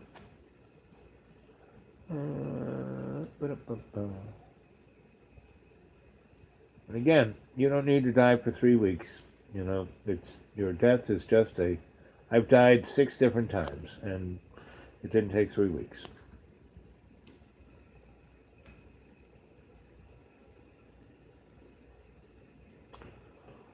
Well, in the esoteric and the occult, there is this vehicle. They're called the 9 doors of perception, right? And you can go Google that or go to any website. And Johnny Depp did a really great movie from a book called The 9 Doors of Perception. I think they might have called it something else, like just the 9 doors. And it's supposed to give you once you master those go through those 9 doors, you have mastered everything you've come here for. So you can, go in and out of death. You can do anything. I mean, that's what shamanic, psychosocial, cultural, forensic, anthropologic alchemy in the occult sense is. They call it different things, but that's what it is. Um, and that's the 9 doors, right? And that's what we're doing. I've taken you through, I think, 7 of them so far, but I've showed you the tree of light, tree of knowledge, and how to use the roots to go anywhere. And we have our house of the, you know, Oracle of Delphi, and that is Frank Lloyd Wright's falling water, and it's this big thing. And in that hallway, there are the 9 community room. Is your own, you know, portal that you can go anywhere, any place, anytime to any of those places. Yeah, Crowley. Yeah.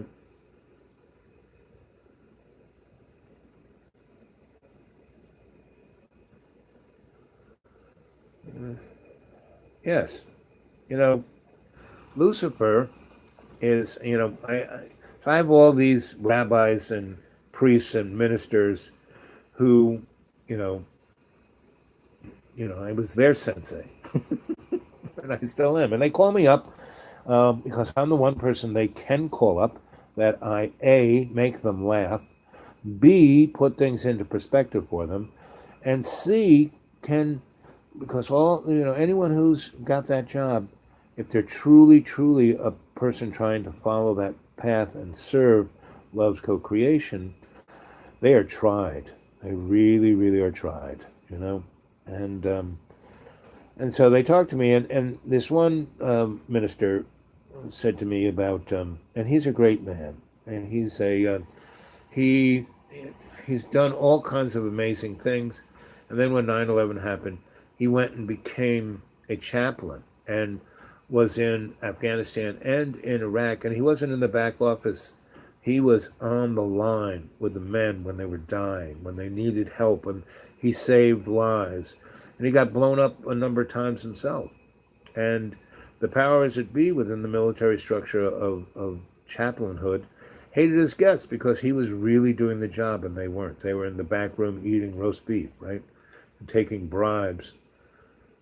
So anyway, he came to me with this thing that he was really kind of upset about, and that this church that had talked to him was saying that Satan and Jesus were reflections of each other. Well, no, because Satan's a totally different character. He's a demigod. Now, Lucifer, on the other hand, he's Lucifer. He's the guy who broke heaven, who broke the hegemony of love's co-creation, of how things worked, right? And that's why we had the Big Bang and why we have this bubble of illusion, right? And so, in a way, Lucifer and Jesus and Buddha and Vishnu and all the other characters who represent Jesus within a cultural framework are kind of mirrored because Lucifer was number one after love's co-creation within the hegemony. Lucifer was it. So these things are a lot more complicated and simpler. I mean, if you take all the dogma theology out of the equation, you can see things very clearly how it is. Like in the Bible, the only thing that I really find of any real value in King James is the first book in the Bible. And what is the first book? Job. That to me is the most important story.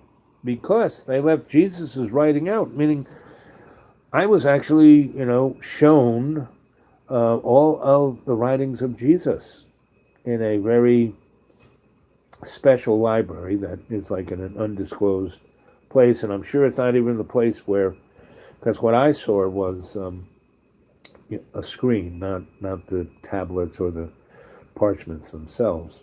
I saw it all on a screen. Somebody gave me a limited thumb drive, and I could only play it on a computer in a library that they had. And that thumb drive had to stay in that library. I had a little carrel, and they had a box that got locked, and the librarian would unlock it, and I would stick whatever information I was supposed to think about. I would read it in there, and then I would type it into the computer and email it to my um, employers. And so that that job was a great job because man, I saw stuff that you know the scholastics say, oh, that doesn't exist. Oh, nobody knows about that. Blah blah blah. Well, no, it does. Everything freaking exists. Because we live in an illusion world. You can make whatever you want. If you want to, have whatever in the illusionary world, you can have it. It's a price to be paid. Getting stuck deeper into the karmic wheel and the dharma. But if you want to ascend, you've got to let go of all that shit. And the other side of the coin, we live in a physical avatar, ugly bag of water. So experiencing life is what it's about. So having that nice meal, not bad. Having that intimate relationship, not bad. Going out and dancing with somebody you don't know and having fun, not bad, right? You don't have to feel guilty about anything. The only thing that is bad is when you hurt other people. And the reason why you shouldn't hurt it's not because you're hurting them. It's like the thing when your parents said, I have to whip you now and it's going to hurt me more than it will you. Well, But they're right. When you hurt other people, you're hurting yourself way more than you're hurting them, right? And if you pick on someone or bully someone or do anything like that, it is like you want to come back as a slimy thing, well, just do that. And none of the theologic or law things they're all about lies. Laws and lies are pretty much the same thing, right? So, let's see, what more are we saying here? I'm trying to let's see. It's okay, spinning glue. Yep.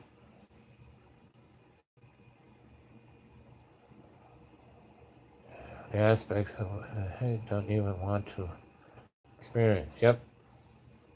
If I'm talking to somebody as myself, then I cannot do anything that I'm not doing to myself. Yep, yep, yep. If I hurt them, I get hurt. Yep, yep, yep. You are the cadre. Ho, it's us. So say we all.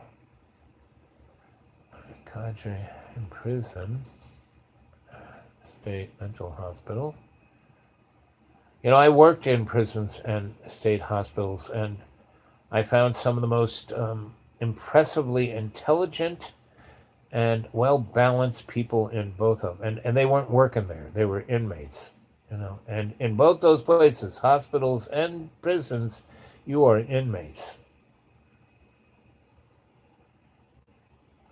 We are reflections of each other. 360.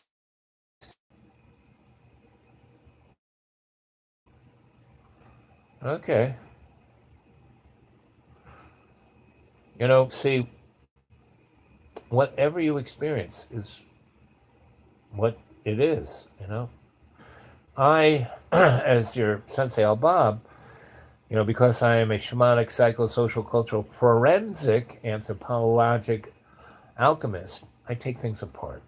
And I speak to, because we're in this illusionary words, because spelling is spells. So I just speak up to these things to add, because I am your Sensei Al Bob, a perspective. And I don't say it's right or wrong, or we got to do it this way, or be dogmatic, blah, blah, blah. No. I just keep being, I'm here to serve as your Sensei Al Bob. Not your anything other than that. Particularly purpose. Yep.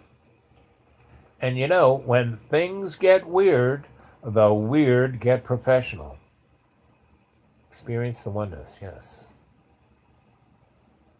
Don't understand that a cadre is. I'll have to Google it. No. FT, don't Google it. Experience it. and you just keep coming into um, the chat. It's I do one in the morning and I do one at night, and I try to be as punctual on the evening one at 7 p.m. And in the morning one, I kind of do it somewhere between 8 a.m. and 10 a.m. Eastern, and I'm in Eastern Standard Time. So either one. And, you know, a lot of people, in the cadre, there is a good 300 folk who watch each of these things and go back. And there are a lot of people that I asked everyone to do this, to go stick all of my YouTube channel or laptop or on thumb drives. And I forgot which one of you has 3 thumb drives that you're mailing to me. Um, I don't want the internet to, oops, we lost that. I want everyone to have a copy. And what I really love is that a number of you have started Facebook pages and posting all of this on Facebook. And what I also love is that a number of you guys have your own, you know, YouTube pages, and you're taking this channel off. And remember how I said, guys, I would love it if somebody did a science fiction theater 3000. Well, there's one guy doing that. It's amazing, you know, because he puts his camera, you know, on a tripod back here, and he puts me up on the big screen, and he's got finger puppets in between, and he's making comments about. I mean, it's amazing. And FT, this is what I wanted. I wanted everyone. This is what loves co-creation is about. It's not about everyone being in lockstep. No, the only lockstep that the cadre here is the love we all feel for each other. And we are all servants to love's co-creation. We all have the faith within that construct, that everything else is an illusion. All our lives, what we're doing, what we've gone through, is basically a sandbox to give us a perspective that we can step up to our consciousness's free will, right? So that's the cadre. And who said it's a small group? Yes, Michael, a small group of people specially trained for a particular purpose. And so FT, you don't have to go. Mike and everyone here, what I love about everyone here is that everyone does what Mike just did. Ink does it of everyone. Jane, everyone. Buddy pipes in right at the right time, the synchronistic moment, with the answer to the question we're all thinking about. Oh yeah, oh thanks, okay. And that's why we love each other, because we are so connected energetically, and our little tablets or phones or laptops are just the platform. you know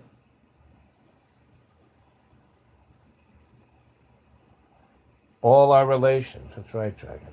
So say we all.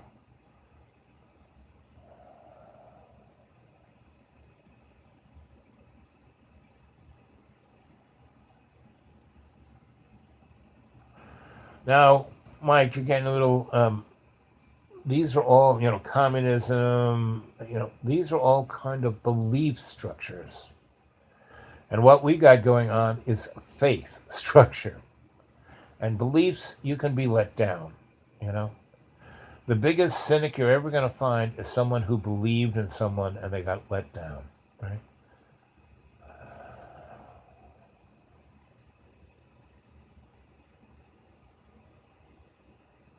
Yep.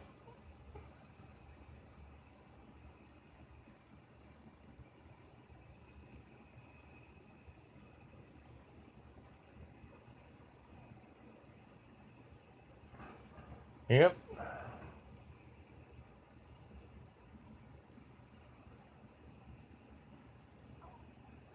Just keep showing up, FT, and lead by example. That's what the cadre, if there's any singular descriptive dynamic of what the cadre is, is that we lead by example, not by dogma, not by a textbook, not by, we lead by example through our faith in love's co-creation.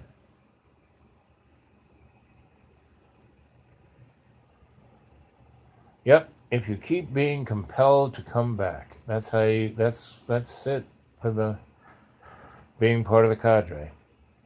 You know, you're here, you're in it. Boop, boop, boop, boop. Hey there, research. How you doing, buddy? Miss Lisa's here. Let's see. Is still here, Lisa, my darling? Yep, I see. She is. Yep, there she is. Enjoy Alice.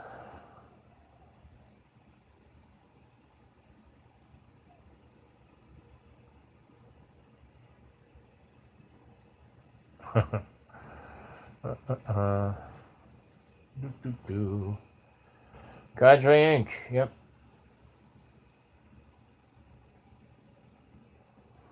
Do, do, do, do, do.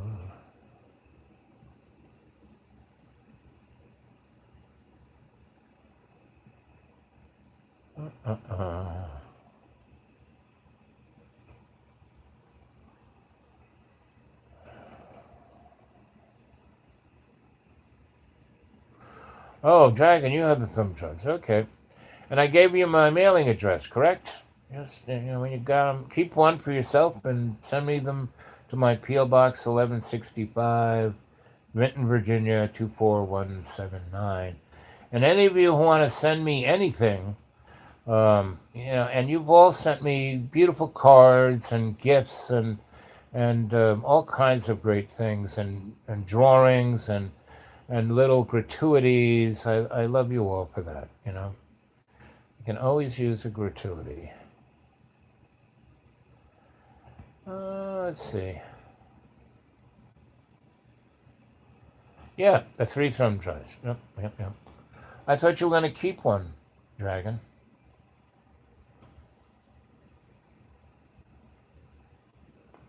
Oh, that's funny. Research, yes. Yep.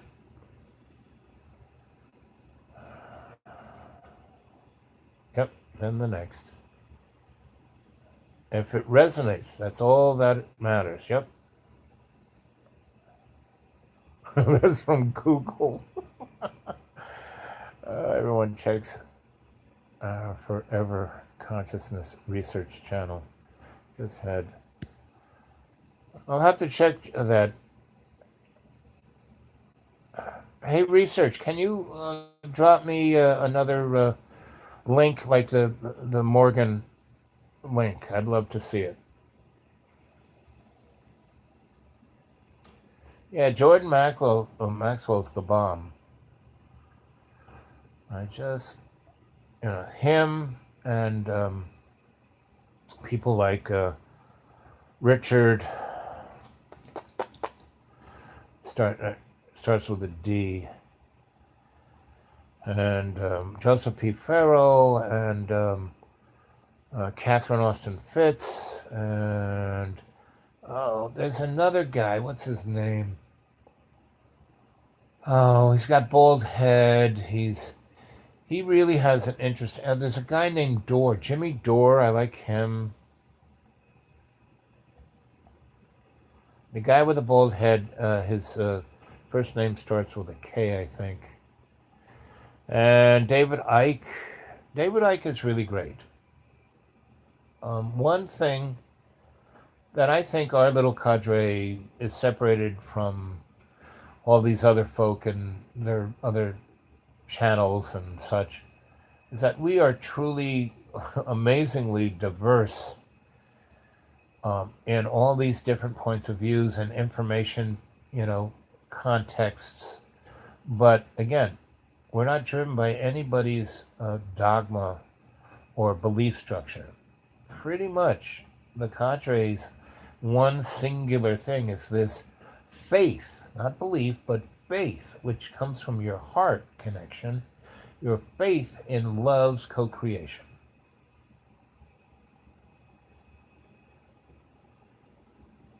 Thank you, research. Back at all of you. So say we all. And research it, like I said, if you could just drop me a little link on my Gmail, and anyone who wants to talk to me, I am at the Dude Awake 42 at Gmail. And, Lisa C and FT, if you want to go read my writings, they're on my xratted.blogspot.com. Boo, boo, boo. Exceptions are the breeding ground of resentment. Yep. Expectations, yep.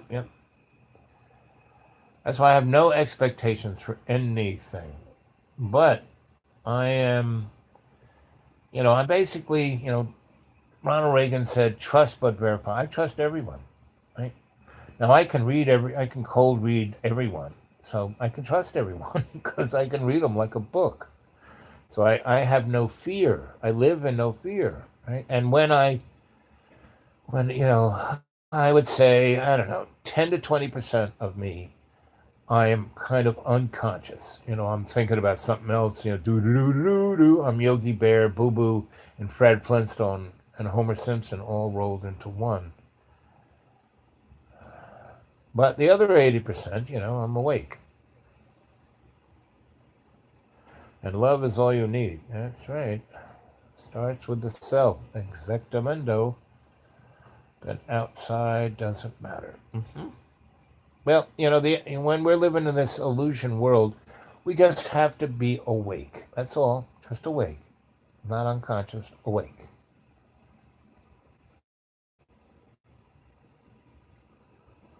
No problemo. Thank you, Mr. Research. Subconscious subscriptions for all. Yep. Subscriptions for all. Yep. Mm-hmm. Who knows?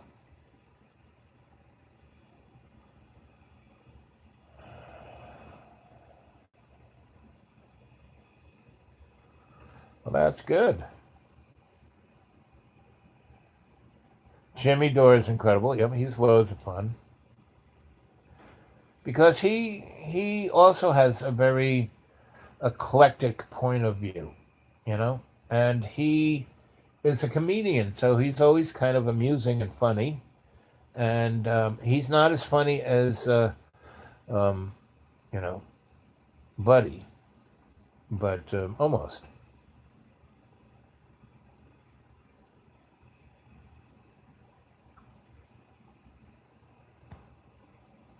I gotta keep one, but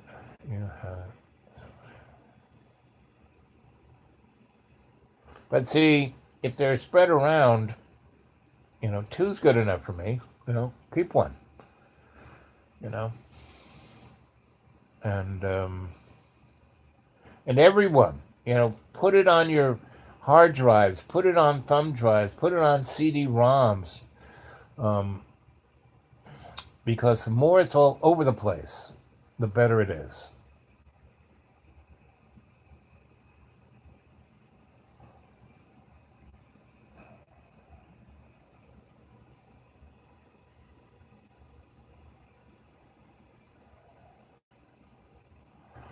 Yeah, that's well,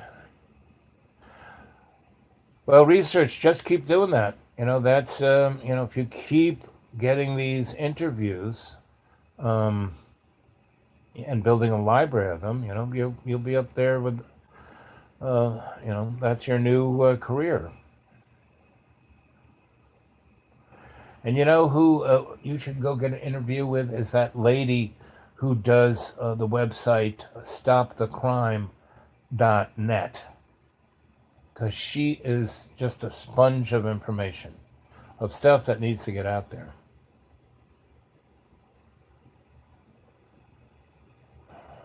Boop, boop, boop, boop, boop. Subscribe to Lisa C. Okay. Lisa C., do me a favor. Give me a little link at my the dude awake 42 at Gmail, because I still haven't been able to figure out how to, go on your guys' channel from here. I don't know why I can't do it, but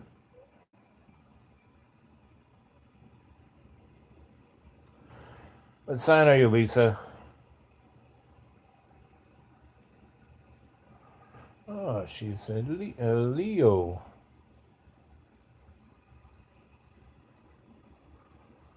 Yep,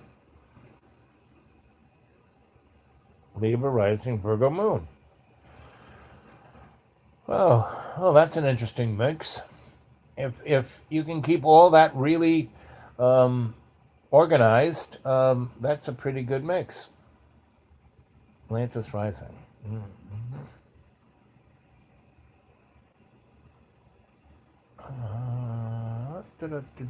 Lemuria rising. Fish is Pisces rising, Cancer, Aquarius moon. Okay.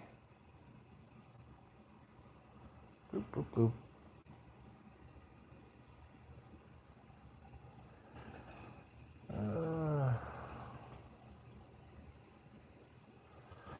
I just start getting now onto podcasts. Yep. I mean, I really need you guys to, like I said, I had this thing. I want to start a 501c3 that's called the Humanities Artists Trust International, which will be an umbrella for anyone's project. I mean, the one thing I do well is get money from the powers that shouldn't be. I write grants. I spent years writing grants. I'm a grant master, right? And part of it is the people you know, and I still know people. They haven't all died yet, and I would love to get this umbrella and bring the cadre in, teach everyone these tools of that, and then start an institute called the Institute for Aesthetically Adept and Appropriate Technologies, which covers politics, everything in the illusionary world. Then I want to put together a thing called the Traveling Video Art Circus, which would be, we would take this to the Dharma bums of the new millennium. And we would go to towns that had colleges in them, and we would get a great little web page and send little flyers to all these universities' student activities, because I was in universities, I would always be, hey, listen, we got nobody to run the student activities thing. Would you take the student to throw into the piggy bank of the student activities fund so they can have picnics and parties and bands and concerts and lectures and all that kind of stuff? That's what pays for that. And some of these schools, if they have enough kids and they're rich enough, even state schools. I was at a state school that was not a gigantic state school. It was kind of, backwoods state school. Every semester, their student activity fund had almost $100,000. Am I back? I kind of buffered there. Can you hear me? Am I around? Oh, it's not clear. It's just the flow, my friend. Okay. Do.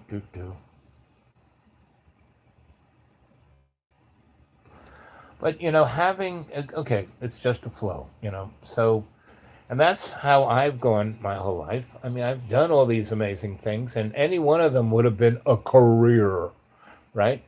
But I did them because they interest me. But my grandma brought me up. She gave me 28 rules to, live by. And one of them was to live like a millionaire, but not be one. And the other one was to, if you are employed by anyone, they should need you more than you need them. And then they pay you well. And there's nothing wrong with getting paid well, And talk about paying well. No one's given me a thumbs up yet. Come on. You get under shtick there.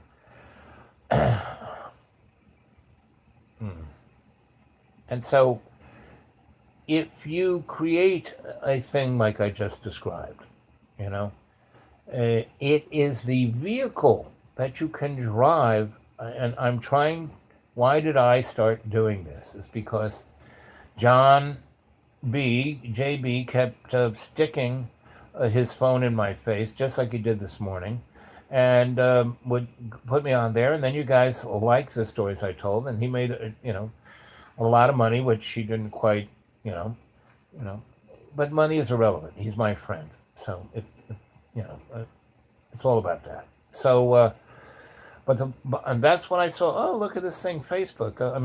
YouTube. Okay. Then this is way better than any of those other social media things.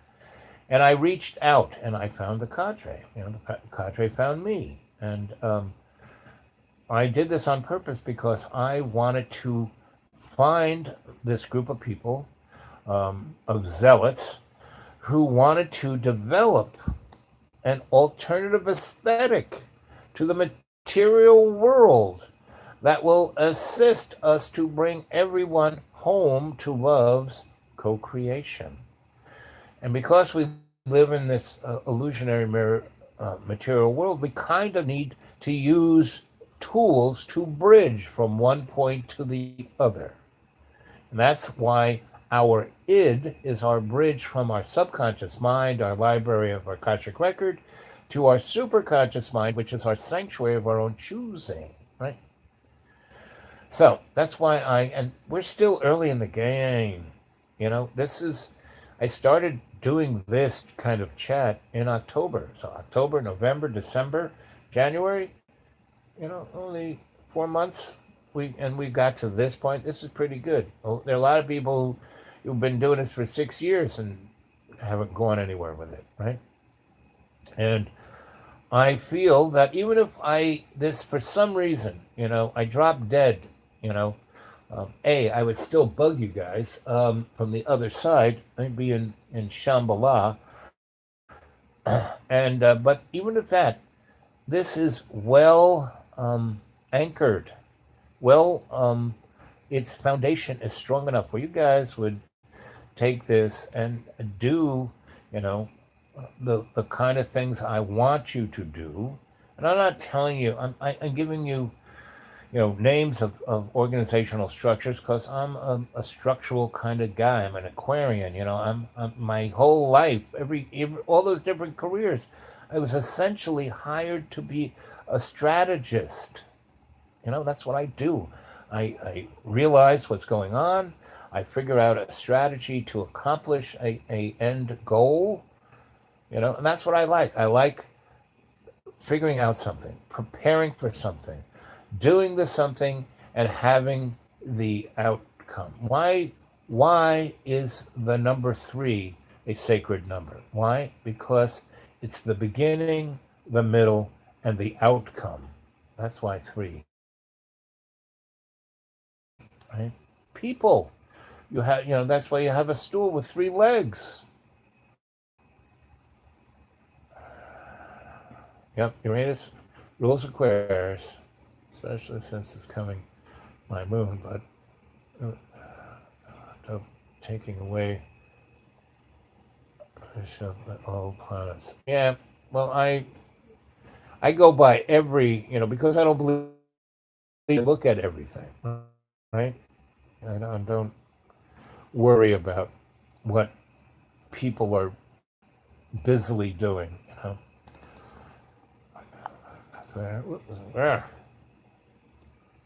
So many Aquarians lately must be in the new age. Yes, well, we were in the new back in the.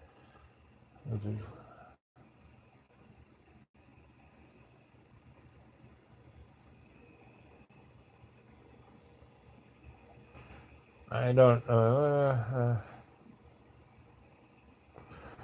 Well, I don't dislike anything. I like everything and everybody.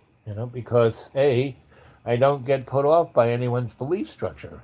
And the thing I love best is when someone wants to argue with me. There are a lot of especially when I hang out at a library long enough and people realize I'm there, they come and seek me out to argue something with me. And I never argue, because I just am a shamanic, psychosocial, cultural, forensic, anthropologic alchemist, and I just reframe things. And then they get so frustrated at one point they will go, "Don't you believe in anything?" And that's when I love to say, "Nope, don't believe in anything."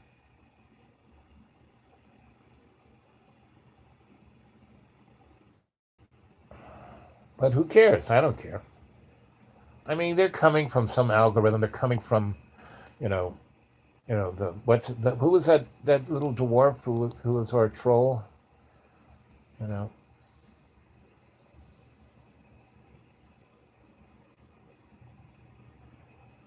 yeah. And Saturn is great. I love Saturn. It's pretty. Yeah, so it makes sense that I like structure. But I'm not held to it. See, that's the thing. I love strategizing, figuring out what's going on, how it works, why it's working. It's why I fix machines so well. I mean, I used to work for Xerox, right? The Xerox guys had this uniform, black pants, white shirt, black tie. And I would come in wearing a muumuu. But my employer would let me do anything because I could fix the most complicated machine they had without ever having to take it apart. I would just reiki the machine, you know, and then it would work. And they could like triple build the person and I wouldn't have to spend any time. They love and I wouldn't make a mess. All these guys with the white shirt, they would be covered in tone. Oh, we have to replace the drum. No, usually wasn't. Avoid Saturn? Well, just don't get in its way is pretty much it. Pray to the. Uh,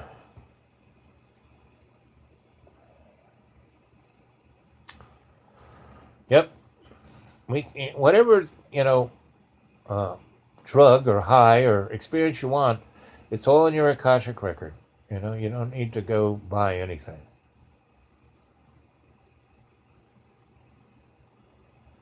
Saturn's in your first house.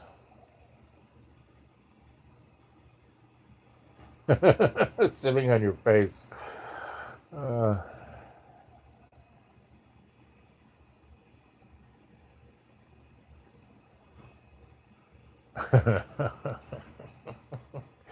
I'm always there.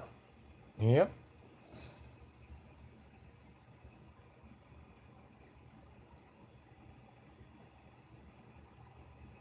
What do you mean Saturn?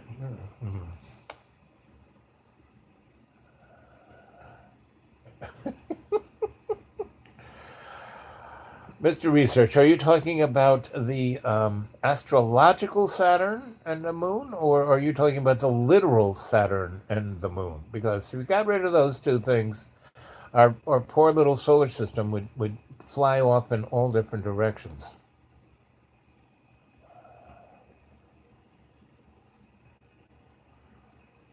Well, hey, buddy, come on. You got to be more. You have to tell us why you're laying the hammer down on Saturn and the moon. What did Saturn and the moon do to you, for you to be so upset with Saturn and the moon?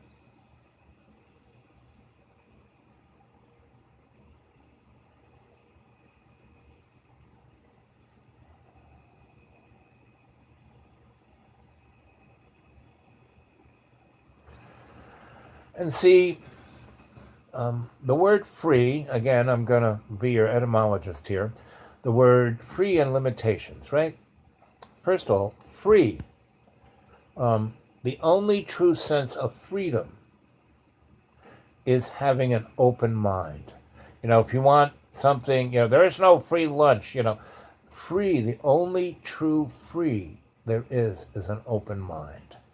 And limitations, the only limitations there are the ones we put on ourselves. Because limitations don't exist, period, zip. I mean, within the dynamics of physics, they don't exist. Yep, that was me. I'm definitely Homer Simpson. Yeah, and Homer is great because do you know where Matt, the guy who created The Simpsons, you know where he got Homer from?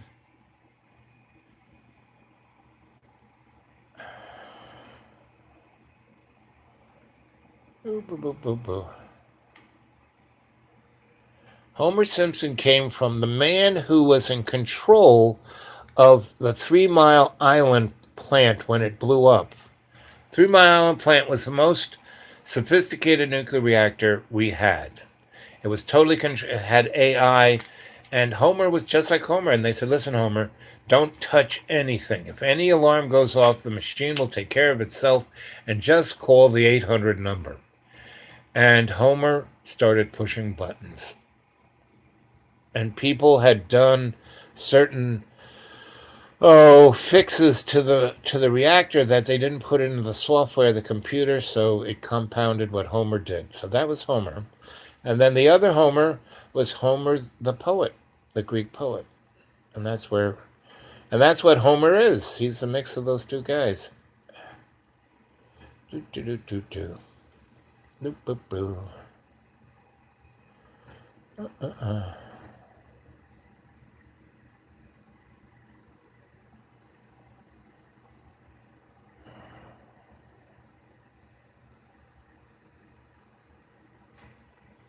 I haven't seen that.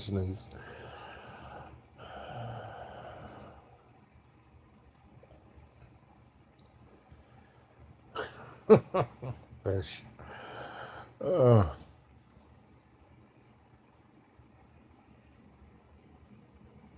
okay. Still, buddy, you gotta, I respect whatever your path is. You know me. But I'm still gonna, I want you to explain. Lucy, you got some explaining to do.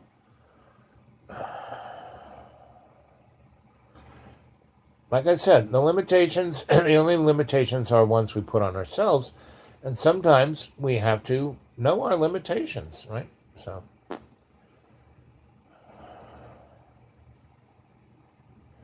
right. When we leave our avatar, all this stuff is like, because all this stuff's, like Plato said, it's a wise man who's guided by the stars. It is a fool who is led by them.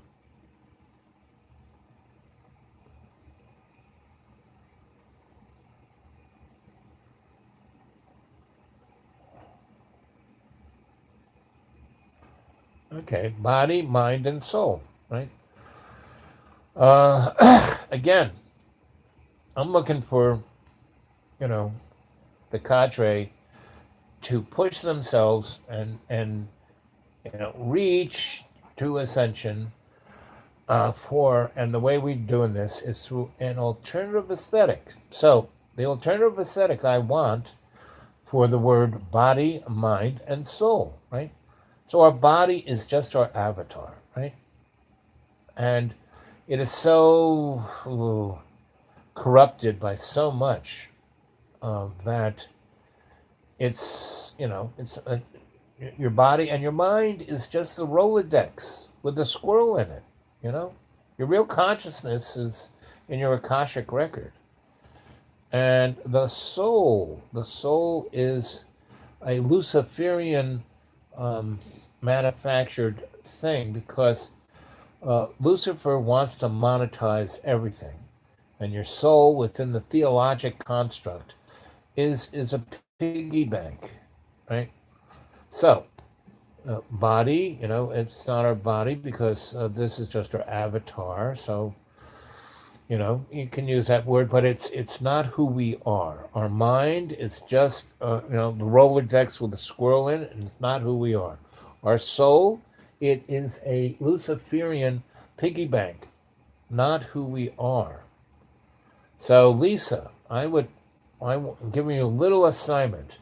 I want you to come, spend however much time you need to go into state, look in your Akashic record, go to whatever form of insight you like, and try to figure out a new vehicle for the what body, mind, and soul represent within the construct that you were using it for within this new aesthetic. Because again, you have to remember this is a bridge that we need to take constructs that folk who can say body, mind, and soul and go, okay, I think it's this, and we give them this new alternative aesthetic, and it gives them that bridge to go into, instead of believing something, having faith in it. And that thing that you have faith in, there's only one thing to have faith in, and that's love's co-creation. Because everything else is a Luciferian illusion. And we don't need to get stuck in it. We don't need to get frazzled by it, right? And the best we can use the Luciferian, and we have to thank Lucifer for this. We don't serve it, but we can thank him for it. And that is, it's giving us a construct, a frame that we can experience our ascension to our consciousness's free will, right? Limitations and structure.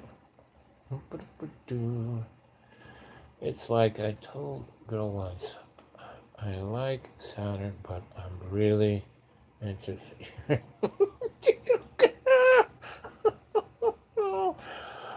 Okay, moving on.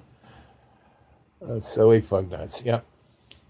And we're all, because I can tell I just chuckled at that, and everyone else smiled about it, and no one got totally bent out of shape because they're not ashamed of any of their body parts, silly fun nuts. They are humanity's enemy. Well, research. Okay, boo. We'll have to parse this out, but I'm sensing energetically what you're talking about here, right? When you use the word humanity's enemy, And, humanity's enemy is the whole ball of wax of the illusion of our universe, right? And there are different categories of that enemy, and I can see where you're talking about those two things as being a major obstacle, a major enemy within the construct of the illusion, okay? But we'll have to talk about that a little more.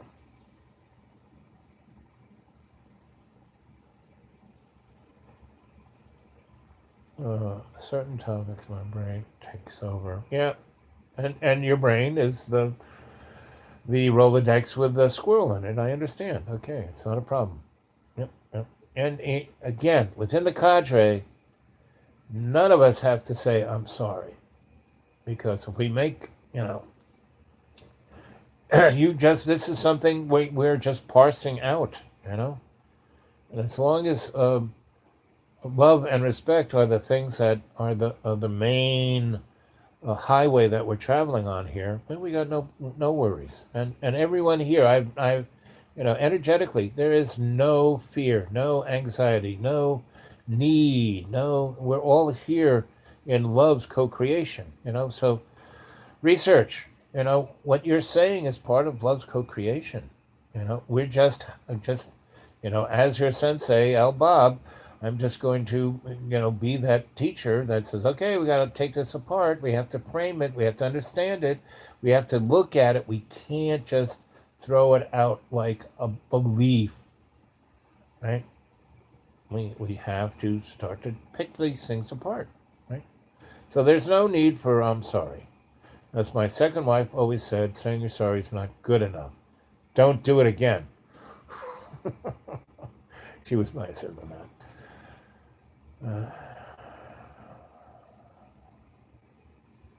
Yeah, you're only a slave. And what's really sick is that the powers that shouldn't be, the sock puppets and the hidden hand, all have so controlled the masses that people, they're the best slaves because they believe they're free.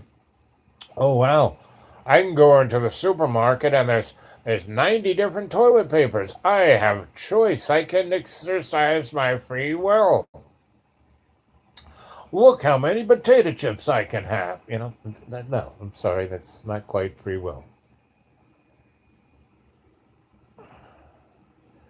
Yeah, my mom was a triple Capricorn, and my father was a triple Virgo.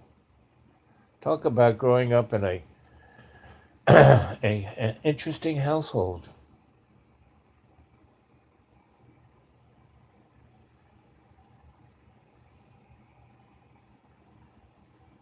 See? Yes.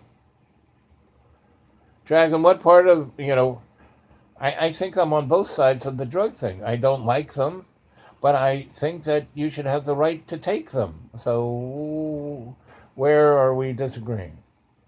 I don't think we are.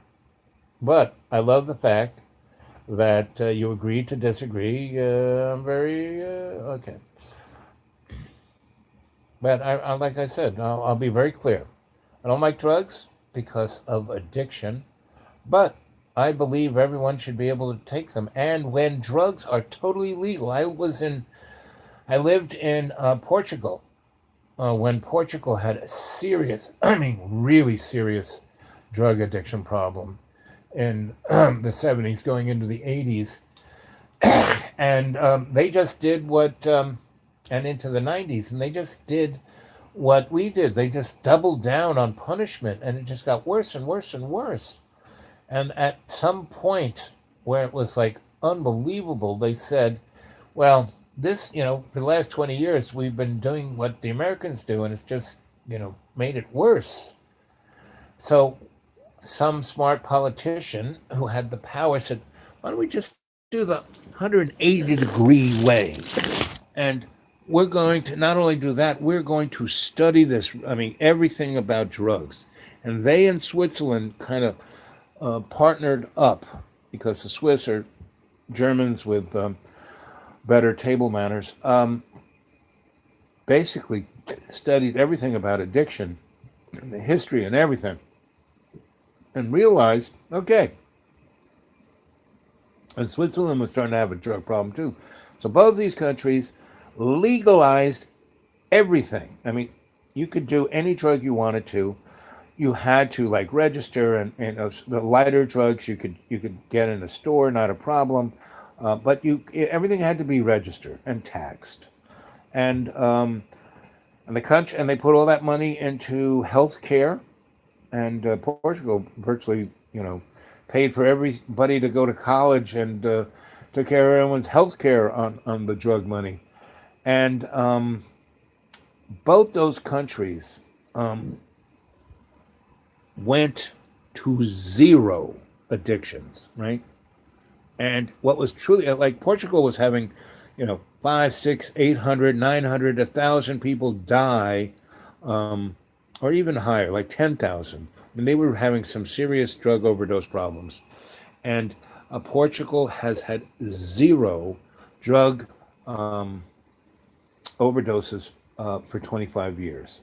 And they were like having 10, 15,000 a year. So, you know, those two, and they studied it more. They have every single scientific reason why drugs should be legal, and they have the economic and the political and everything. There's no crime, all the above, right? And but the countries who make a tremendous money out of why are drugs such a big thing in the United States is because the hidden hand for all its dark investments gets its major money from drugs. International, they're the CIA, the NSA, and the hidden hand, which runs those two entities. And the hidden hand, if any of you guys are Marvel fans, is Hail Hydra. You know, end of World War II, German folk bombed into the Stone Age. The Nazis came into the U.S. government through Operation Paperclip, 70,000 of them, and it took over our government, pretty much. And they started doing it before the mud flood. Do, do, do, do, do.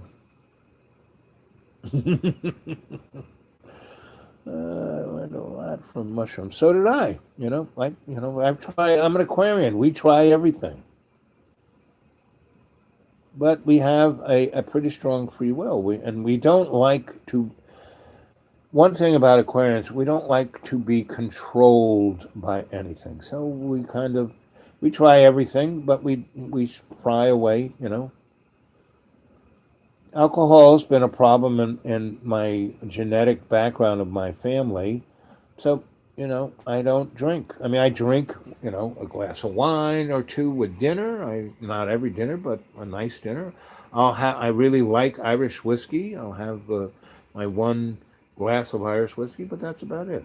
I'm a person who likes to moderate everything I do, right? And be really conscious and aware and all of the above. And so, when I have more than two or three glasses of Irish whiskey, instead of thinking something, I will say it. And sometimes, that's why I'm a good diplomat. I'm very conscious of everything that comes out of my mouth and what I put in it. The only person you will ever know who could use meth one weekend and never have this. Me too. You know, I've tried meth, I've tried crack, I've tried all of the. I worked in the disco rock and roll. I tried every drug. But I'll give you a good example. So when I lived in Albuquerque, New Mexico, I got this job, working in nuclear everything. And I'd be away all week and come back to Albuquerque to my house. And I had a girlfriend. The day I got this job from Blue Bunny,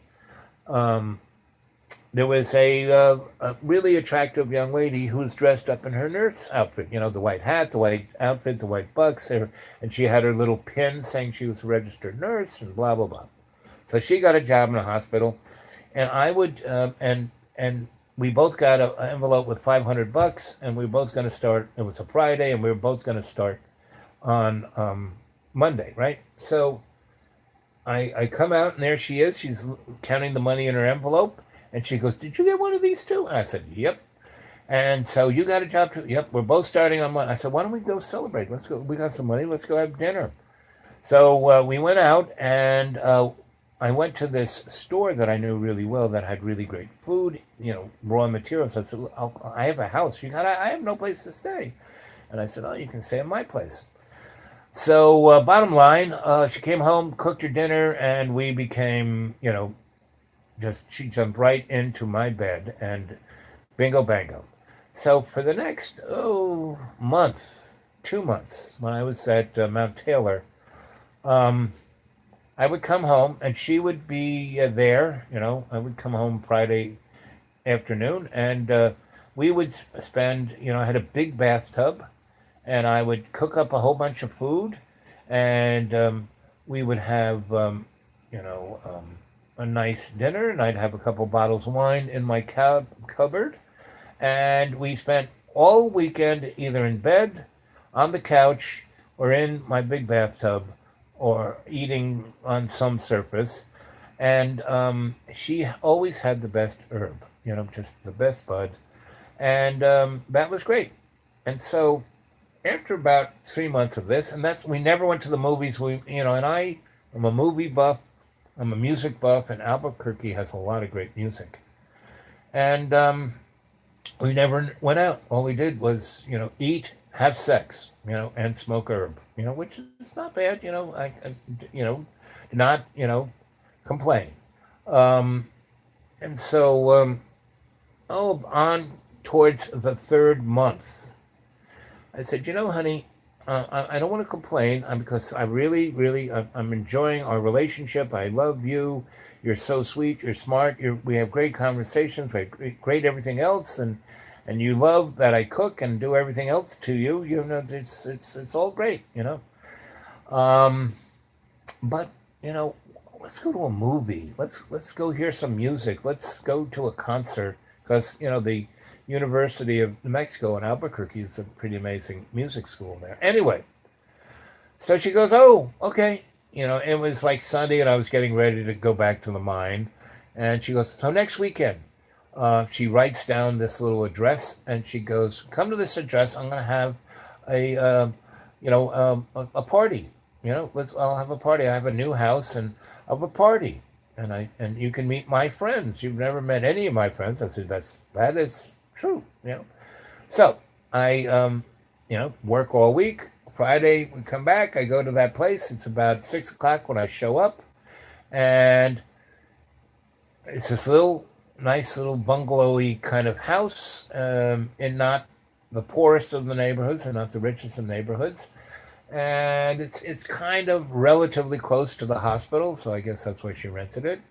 And I go in there, and there's like 8 guys in there, and there's one guy, there's a piano there, and he's hitting on the keys, and he's a pretty good jazz pianist. He's playing jazz, and there's a guy who's got sticks, and he is whacking away at her little kitchen table. And the other guys are sitting on the couch and pacing around, and everyone was very fidgety, very fidgety. So I'm sitting there, and there's, a little bar there with some, vodka and ice cubes, and so I go make myself a little cocktail of vodka and ice cubes and a little, seltzer water there. I go to, a nice comfy chair, and I sit myself down, and somebody starts passing the pipe around, so I take a few puffs, and I'm feeling I'm feeling pretty good, but I'm looking at everybody, and I'm relaxed, I'm like, just like, no problem, but everyone was like fidgety, like, what's wrong with these people? And so anyway, this guy comes over to me, goes, "Are you Al?" I go, "Yeah, yeah, I'm Al." He says, "I need to shake your hand," and he shakes my hand like very vigorously. And I go, "And why is that?" He goes, "Well, I have to thank you. You made a tremendous change in my life for the better." And I don't know this guy. I don't know any of these people. And he's saying, "Thank you, thank you." And I said, "What do how did I do that?" And he goes, "Well, you've made my wife and I just love each other again." And I'm going, I don't know how I did that, but okay, hey, it's all good, okay. So I'm just like drinking my drink, and the pipe's coming around. I'm just going, what the heck is this going on here? And then all of a sudden, my girlfriend shows up, and she's in her nurse's little uniform, and she's got a doctor's bag with her, and she kind of rushes through saying hi to everyone, and waves at people who aren't close enough for her to like pat on the head, and she runs into a room, and the door closed, right? And then one by one, these folks go into the room, spend about 5 minutes in there, and then kind of stroll out really, really, really laid back. And they kind of just flop down into the couch or one of the chairs and just kind of stare up in the sky. And nobody's fidgety, right? And they go through, all the people go in there and come out, go in like this and come out like, oh, yeah, oh, yeah.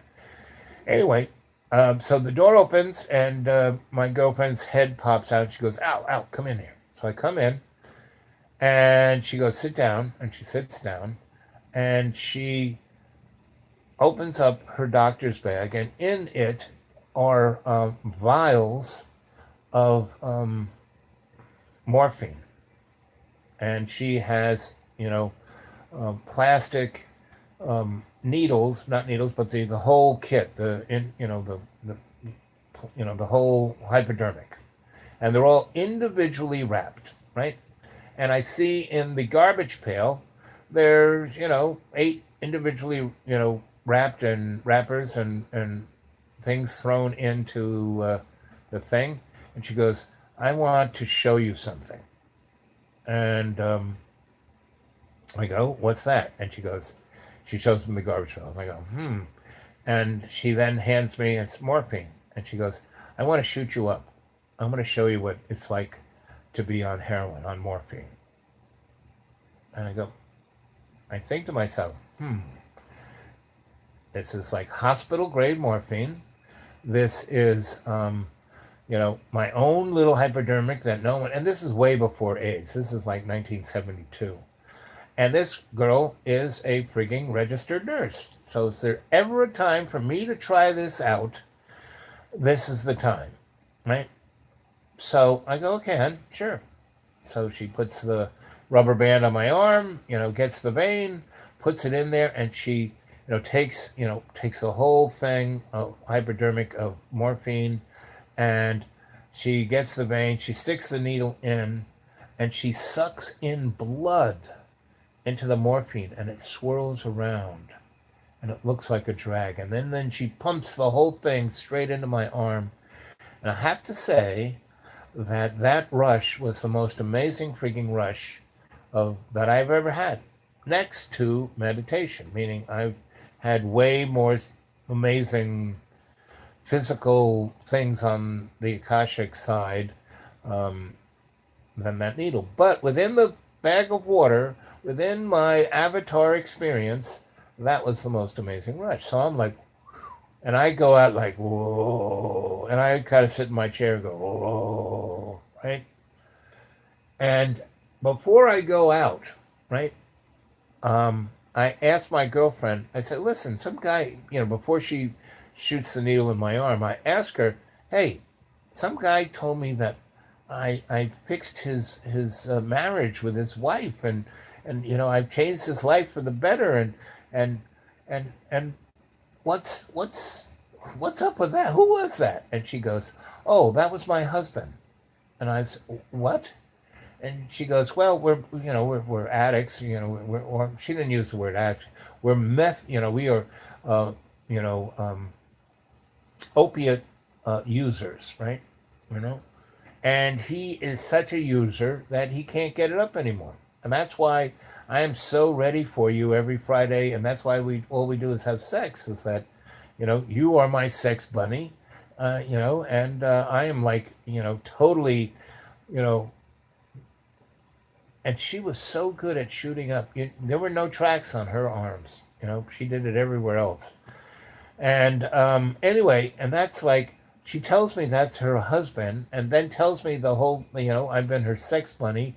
And then she shoots me up with morphine, right?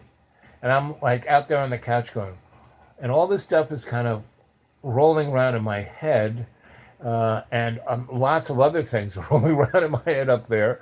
And then someone goes, that's when they start to get a little more active, and they start playing music. And I find out that all of these folks in her apartment are pretty well known jazz musicians. And when they kind of come to play in the clubs, everyone knows to come to her apartment to crash and to shoot up. And she has the best of stuff. And they got a lot of money, so she's making, some buck on the side on that one. It's like, it's like her version of the Airbnb. Anyway, so we all trundle into this big, like 1958 Oldsmobile that was like a rolling living room, and I'm squashed in. They all get in, and I'm at the end, and I'm, right at the window, and it starts to rain, and we're driving, down to this club called the Tender Trap, which is one of my favorite places to hang. It's great music and great food, great Mexican and great barbecue, and so I'm watching, the rain's hitting the window that my face is like smushed up against. And the cars are coming on the highway, and the lights are hitting, and I'm seeing all kinds of worlds in the little raindrops on the window with the light hits it, right? And I'm just like going, whoa. And this is like pretty cool. This is, okay, this ain't so bad. I like this stuff. And so I'm watching it. Anyway, we pull into the Tender Trap, right? And I don't get out.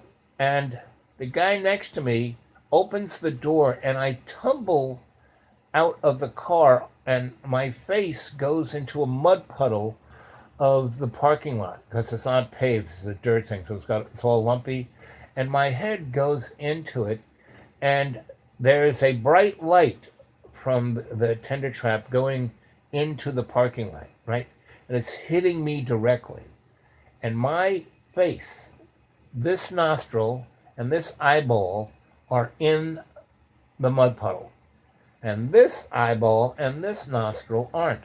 So luckily, there's all this little, dirt and mud and little rocks that get stuck up. I suck it right up my nostril and it cakes.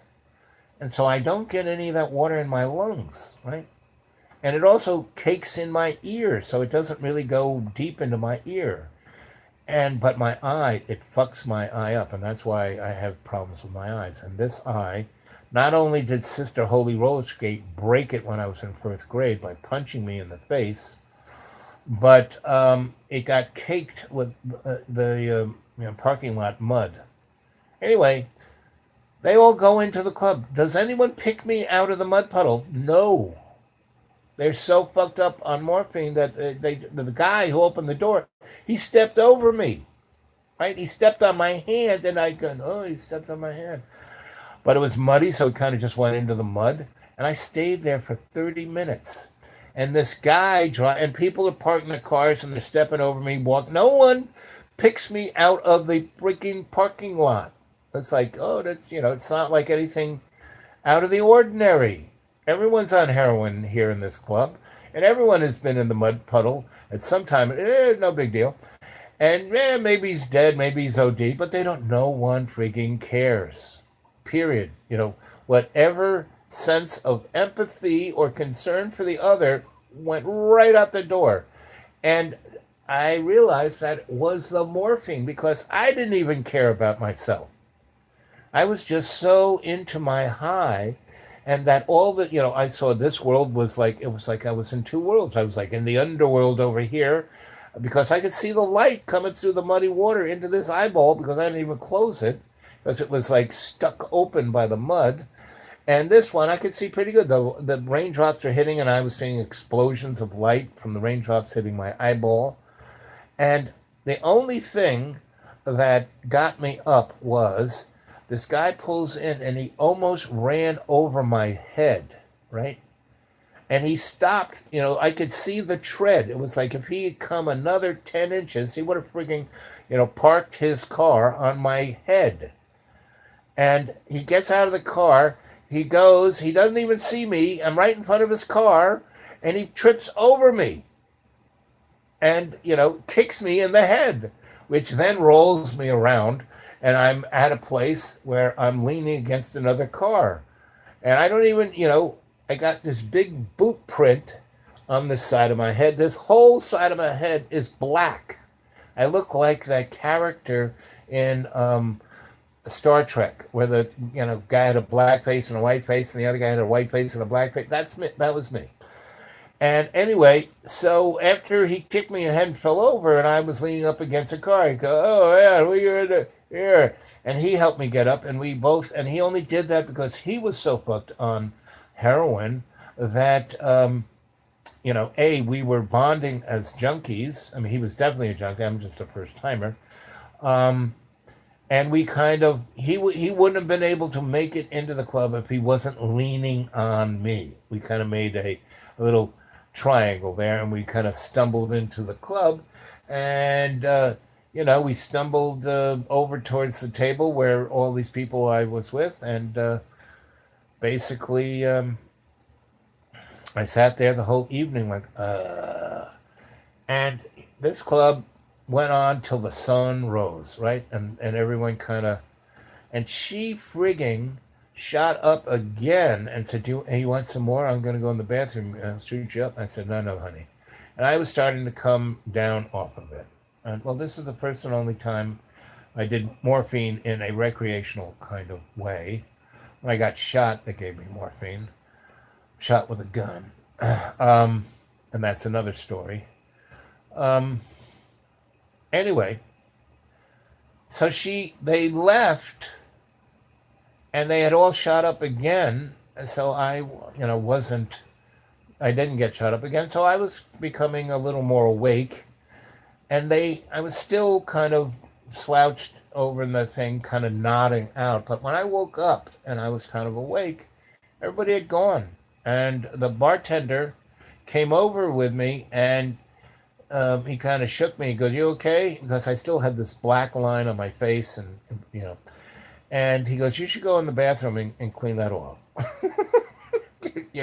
It's been bothering me all night. Every time I look at you, it's like, and I said, "Oh, okay." So I kind of went in there, and he goes, "So you were with those folks. Are you a junkie? And are you a musician or are you a doctor?" Because the three people who would be with her were stone cold junkies, um, and they didn't have a designation of anything else they did except be a junkie, right?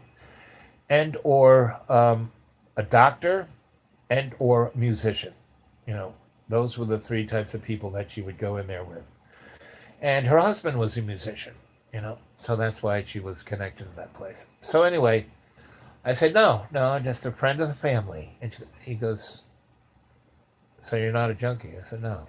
He goes, "Are you a user?"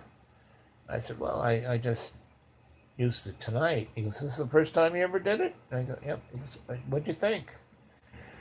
And I said, let me go in and wash my face. Let me see what I look like before I answer you this question. I was starting to get lucid. I'm still affected by the stuff. So I go in and I go, it looks amazingly scary and ridiculous at the same time. And so, I clean it off and I gouge the crap out of my nose. And it's like, my God. And, I take the stuff out of my ear. And it was like, I can't believe this shit. And my eye, I can't even see out of my eye. And I'm, cupping the water in my eyeball. And it has never been the same since 1972 when that happened. Not the same. So I come out, and the guy has a Bloody Mary. He calls it a Virgin Mary. So he says, there's just a little bit of vodka in there, not much, just a little bit to give it taste. The rest is just the tomato juice and the celery and he said, the celery would be great to clean your teeth and maybe use the brushy part of the celery in your nose. You still got shit up there. Anyway, so and he had a big thing of coffee. So I'm drinking the coffee. I'm drinking the Bloody Mary, and he goes, you should go in and wash your face again. It still looks scary and ridiculous. So I did. He was right. I really had to scrub that. And so I took off another inch of skin. And then he said, so, it's now about 7:30 in the morning. You hungry? You want to have breakfast? I said, yeah, let's. So we went down to, his favorite Mexican greasy spoon was mine. It was right off the main drag, just a couple blocks up from the Tender Trap. And it's open 365, 24/7. Anyway, so we go in and have breakfast, and we start talking. And he said that he had been a doctor at that hospital, and he became a serious, alcoholic and heroin addict, right? And he got fired from his doctor job. He lost his wife, his house, his car, his parents, his family, everyone in that world. And he was also a musician, and that's why he got that job as a bartender. And he would play the piano every now and then. And he said to himself, this has done this to me. And I kept saying, my ego was so strong that I kept saying, oh, I'm not an addict, And so, but he was. And then he basically went up into the mountains in New Mexico and, kicked it up in the mountains, And by hiking and hallucinating and talking to God and drinking cactus juice and all the rest. And he came down and he said that he was just going to be a bartender and a musician, and he would be there to help people and guide them in the way that they wanted to be guided. He was becoming a sensei. He really was. I mean, because he didn't judge anything because he had been there, right? but he was there, to like help, like he helped me, scrub my face, gave me the fluids I need, and then went to breakfast. And he said, "So what'd you think of that?" And I said, "Well, the rush was pretty amazing, but after that, I kind of lost myself in this fog. Yes, the fog was interesting. Yes, the it took away virtually, but I had no worries, man. There was nothing that I needed to self medicate myself over, and I had no loss. I was still young. I was still, the world was my oyster, and anyway, so I said, well, I don't think I'll do that again. It really, because at a certain point, I mean, all these ridiculous things happened to me, and only by the grace of God, I didn't drown in the mud puddle. I didn't have a heart attack. Uh, I didn't get my head rolled over by the guy who nearly drove over my head. He kicked my head like a soccer ball and it didn't come off. There were a lot of things. I could have died that night many, many times, but I didn't. Didn't even come close. So I said it was pretty obvious that I was meant to try this out. It was pretty obvious that I was meant to try it out and have the experience because A, I'm not going to do that again, and B, um, I'm having a different group of friends than the ones I was with. And I'm not going to judge them, but I'm not going to waste my time either because I got other stuff to do. So I don't regret experiencing any of that because I didn't die. I didn't, right? And I don't regret any of the other drugs I took. And I tried them all. I tried them all. Because another great little story was when I was, God, how old was I? 18, 19, somewhere in there. And I had a friend that I went to prep school with. And we went to this prep school with the richest people in the world, but there were about four of us that were there on, what is it, when somebody else pays for you to be there, you know. Anyway, I was there because somebody wanted me there and my parents were. It was like $7,000, $14,000 a year to go to this prep school in 1965. So, I mean, my parents were well-to-do middle class, but that's a big chunk of change for them. But my cardinal godfather got me in there, and he paid for it, or somebody did. Anyway, my best friend was another guy like that. He came from North Carolina, and his father was the head librarian for the whole library system of oh High Point, North Carolina, and his mother, she also was a librarian at the high school, and he was an amazing photographer. He just had it somewhere, the gods of photography, and he was right.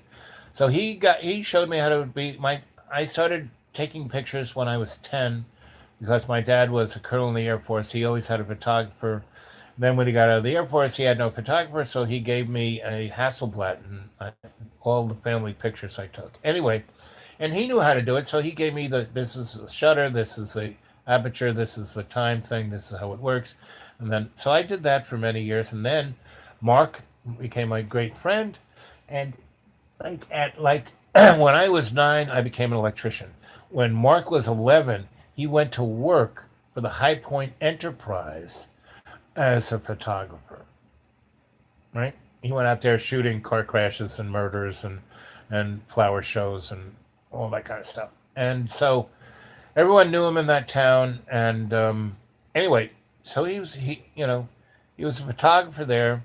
When his boss died, they said, "Mark, you want to be photo editor?"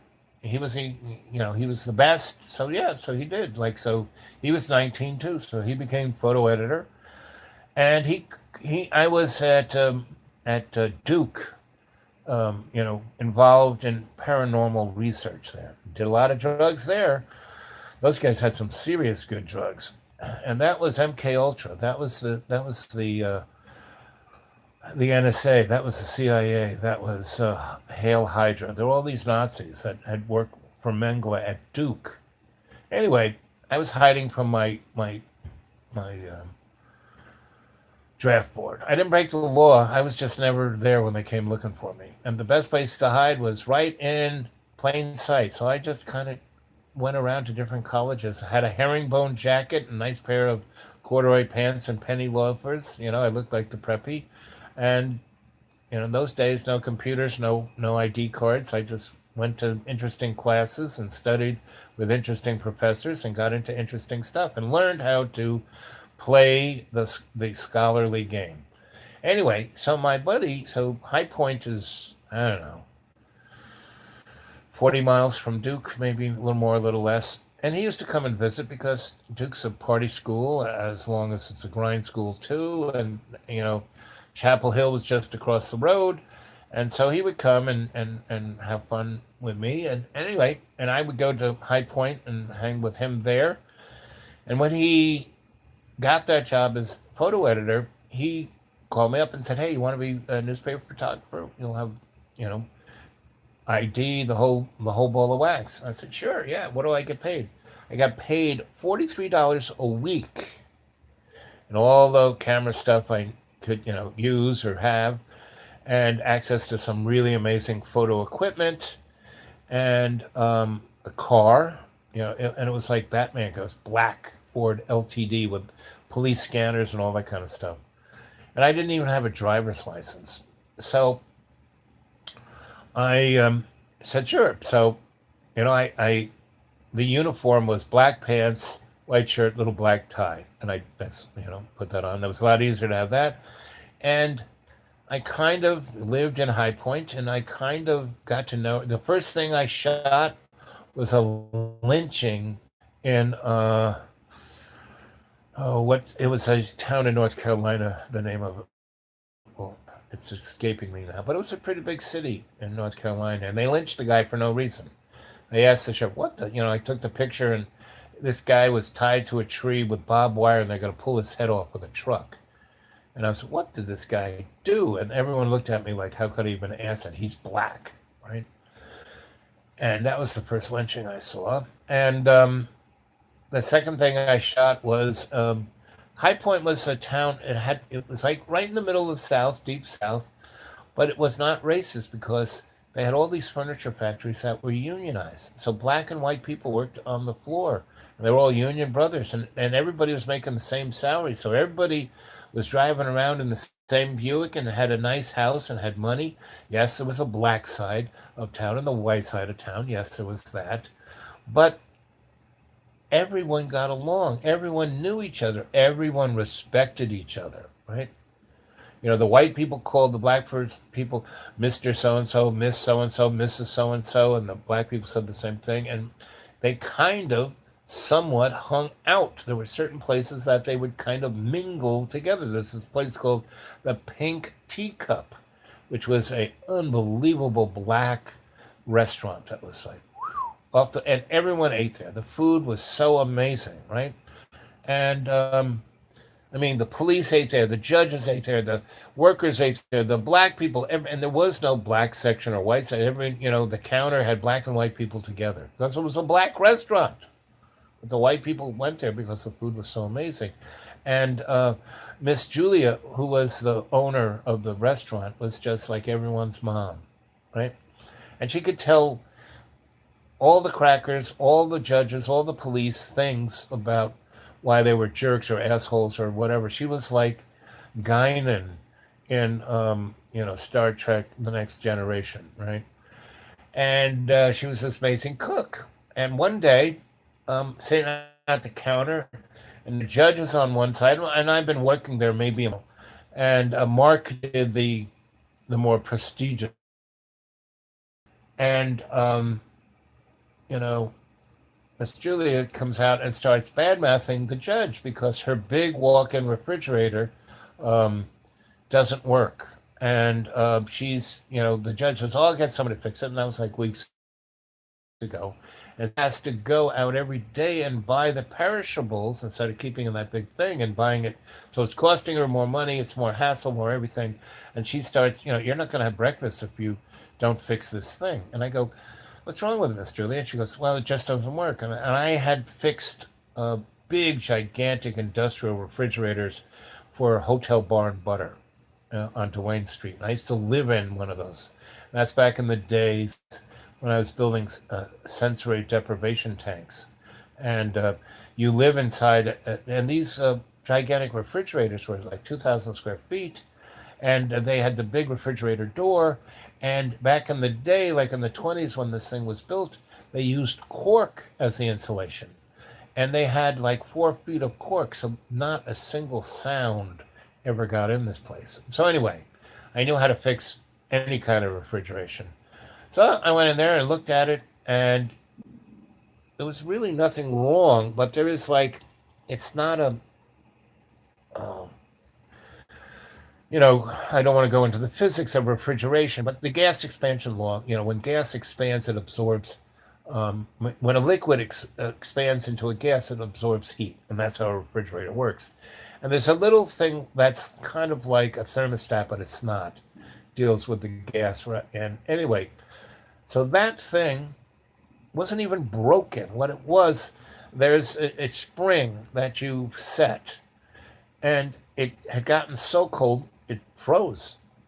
So all I had to do was, and then it froze and it froze and it froze and then it rusted. So when she turned it off, normally she used to turn it off and then the ice would melt and then the thing would work for a while and then it would freeze. Anyway, long story short, all I did was take it out, and you can take it out really easy. And I cleaned it out with a knife and scraped all the crud over and made, oiled it up with some, cooking oil, and put it back on there and turned it on. Refrigerator worked. And it took me all of 5 minutes, right? I walked out, I said, it's fixed. And everyone went like, what? Because it was like refrigeration in those days was like magic. How does that work? And so, you know, I was it. I never had to pay for food in that place because she always had something for me to fix, and which I would, not a problem. And then after a week or two of me fixing things for her, she goes, I want to show you something. And she brings me upstairs. And there is this, back in the day of, when alcohol was illegal, the upstairs is a speakeasy.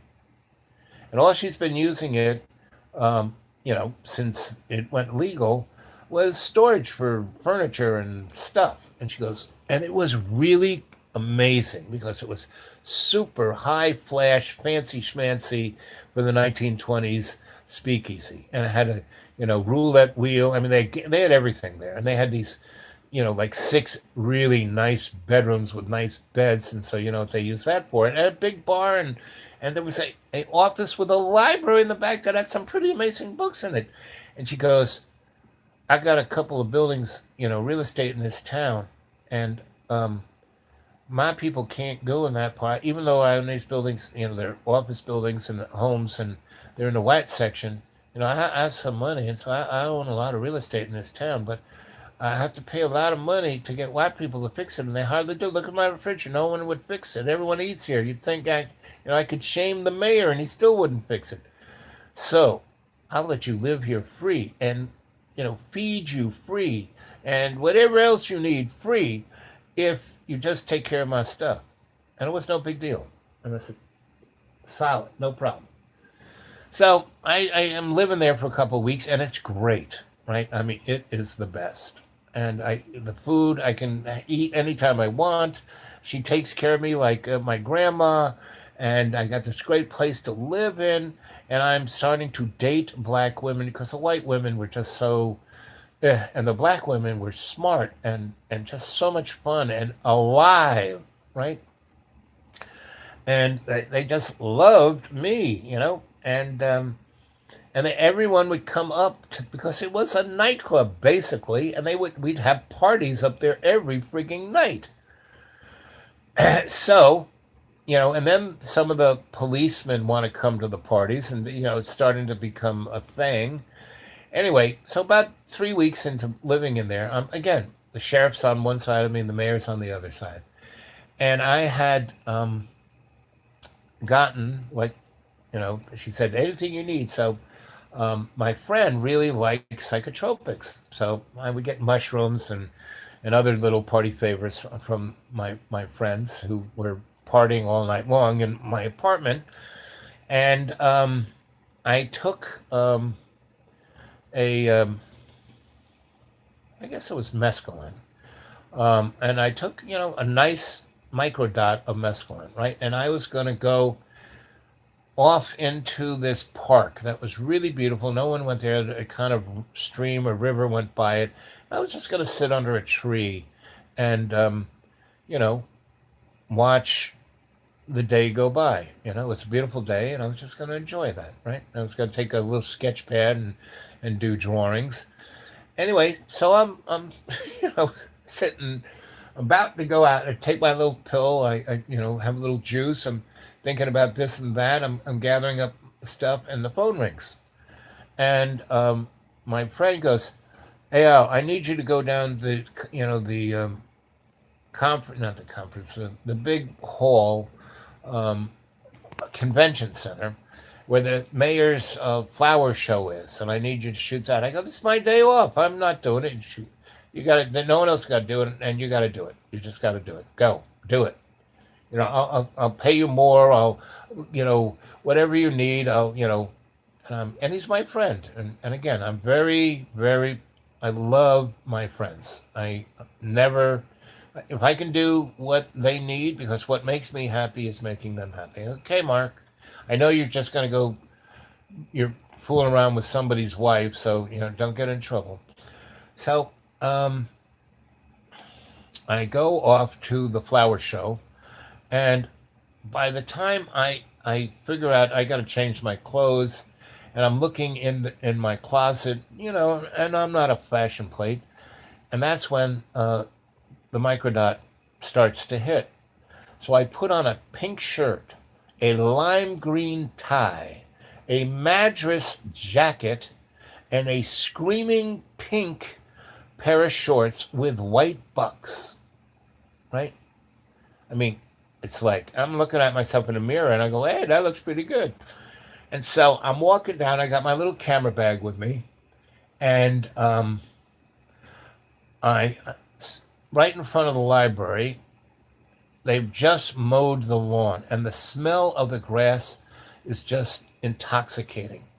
And it's summer, and I'm sweating like a pig, and I get down on my hands and knees and start smelling the newly mowed grass. And I start rolling around in it, and I'm sweating, so I am covered head to toe in grass clippings, right? And so I walk to the convention center, and in public things, like they always have police at these things. And so the Sarge that I know really well, he's a good buddy of mine, because I go to all the murders and stuff and take the pictures for the police department, because they don't have a CSI. This is 1968. And so I'm walking up the steps. He goes, "Ow, ow, ow, wait a minute, wait a minute. What? He can't even get the words out. And he goes, "What are you doing here?" I said, "I got to go shoot the flower show." And I'm like, "I got to go shoot the flower show." And he goes, "No, no, no, no, you can't go in there the way you are." I go, "Wait a minute, I'm okay." And my eyes are like going like this. And he goes, "Give me your camera."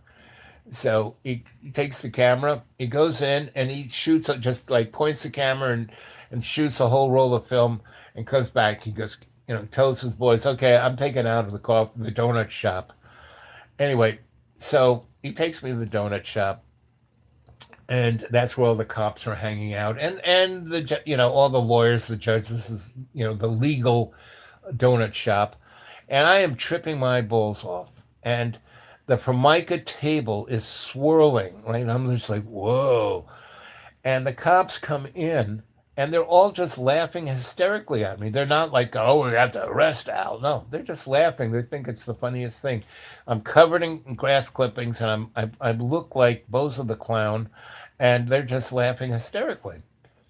So, you know, they keep me there for a good 5 or 6 hours until I, drank, a whole 20 gallons of coffee and ate 30 donuts. And the Sarge drives me back home, and he says, "Now be good now." Right. So, a couple days after that, I am sitting uh, at the counter having breakfast, and the mayor's on one side, and the chief of police, and they're kind of chuckling. And I go, "What's wrong? What's wrong?" And they go, "Al, we just love you." And I go, "Well, I appreciate that." And they said, "But we if there were more than one of you, we'd have to kill you." And I said, "What are you talking about?" And the judge and the sheriff, who both at the flower show came out when I got, and they looked at me and they said to the Sarge, take Al to the coffee shop. And they came and saw me, staring at the Formica, and they were just laughing hysterically about that. And then they said, "And you're living upstairs in the pink teacup." And I go, "Yeah, so what?" And they go, "This is the black neighborhood. White people aren't supposed to live in the black neighborhood." And I said, "Yeah, give me a break. You guys are here, 24/7. I just get here before you." And they laugh about that. And they said, "See, that's what we're talking about. If there were any more of you, we'd have to kill you." And that has been the motif of my life, is that I get myself into circumstances that are just, and yet they turn out very nicely for me. Even when they're terrible, they turn out okay, right? So, so everyone in that town was self-medicating, right? And the cops, they were selling half of it. And so it was not a big frigging deal. So there wasn't a big problem. Meaning there weren't a lot of junkies. There weren't people strung out on this shit, right? Anyway, so that's the big chuckle that Al's, if there were more of them, we'd have. And I kept just anyway. So I love that town. I love those people. It was a great time. So I was sent to go, and Greensboro, that's where I saw the lynching, Greensboro, North Carolina. And so I was sent to where the big Marine base is. And this was when they were sending tons of Marines to Vietnam. And they were basically life expectancy of those guys was like 3 days. And so I was going there to do a story about a guy who had this amazing nightclub, brothel, restaurant, tattoo parlor, gambling den. And it was a bunch of, it was in a mobile home park that a flood had come through, and all of these mobile homes had tumbled onto each other. And he bought everything and turned the squished up mobile homes into this strange place where the Marines would hang out. And he was a blind man who did tattoo art. And he had a diamond in his tooth, right? And so we were going to do this thing. And, we could have just taken this highway over to here and then this highway over here. And the guy I was with, who was the reporter, "Oh, I know a back way that's a shortcut." Well, we got lost out there in the weeds of the tobacco plants of North Carolina. And, every time, "Oh, I know where I'm going." We just got deeper and deeper and deeper. And it was getting, it was past like 3 o'clock. And, another 2 or 3 hours of being lost, we're just going to be so deep in, we'll never be able to get out. So we passed a place that was, a restaurant. It had a bar on it, and all the windows, there were no windows. And there were maybe 60 motorcycles out front of it. And I said, "Let's stop here and get the instructions of how to get to where we need to go." "Oh, I don't." I said, "No, asshole, we've been driving around for 4 hours, and you pull over there or, forget about it." And so he did. So he pulled over. "Well, I'm not going in there." "And why is that?" He said, "I'm scared." I said, "Wait a minute, look at all those motorcycles." "Oh, who cares?" So I go in. It's super bright day. I got these blue eyes that, are super wide. I always look like I'm on some drug. And that's because DMT in my brain is always kind of percolating in there. Anyway, so I walk in, and because there's no windows, it is dark as dark. And my eyes, I can't see anything. And I kind of stumble in there, and I kind of trip on something, and I stumble, and I kind of stumble into the back of this guy who I don't even see, right? And my eyes are starting to get used to the light, and all of a sudden I this kind of flash goes by me, and this crash and smash and boom and bash, and there's a semi fight, and then it's quiet, and my eyes come back, and there's this sex goddess, and she's wearing this kind of holster brassiere, and that's all she's wearing, and these super tight gaucho pants, and she has a booty that doesn't quit and legs that go on forever, and she's got this flowing red brown hair and these glinty green eyes, and I'm just in love. And she's looking at me, and she's just in love. And there's a guy on the floor who's in a puddle of blood and unconscious, right? And the motorcycle guys in their leather jacket are like dragging him away, leaving a trail of blood. And these guys are going, Norma, I'm sorry, we didn't, And she goes, listen, the rule is no one dies in here unless I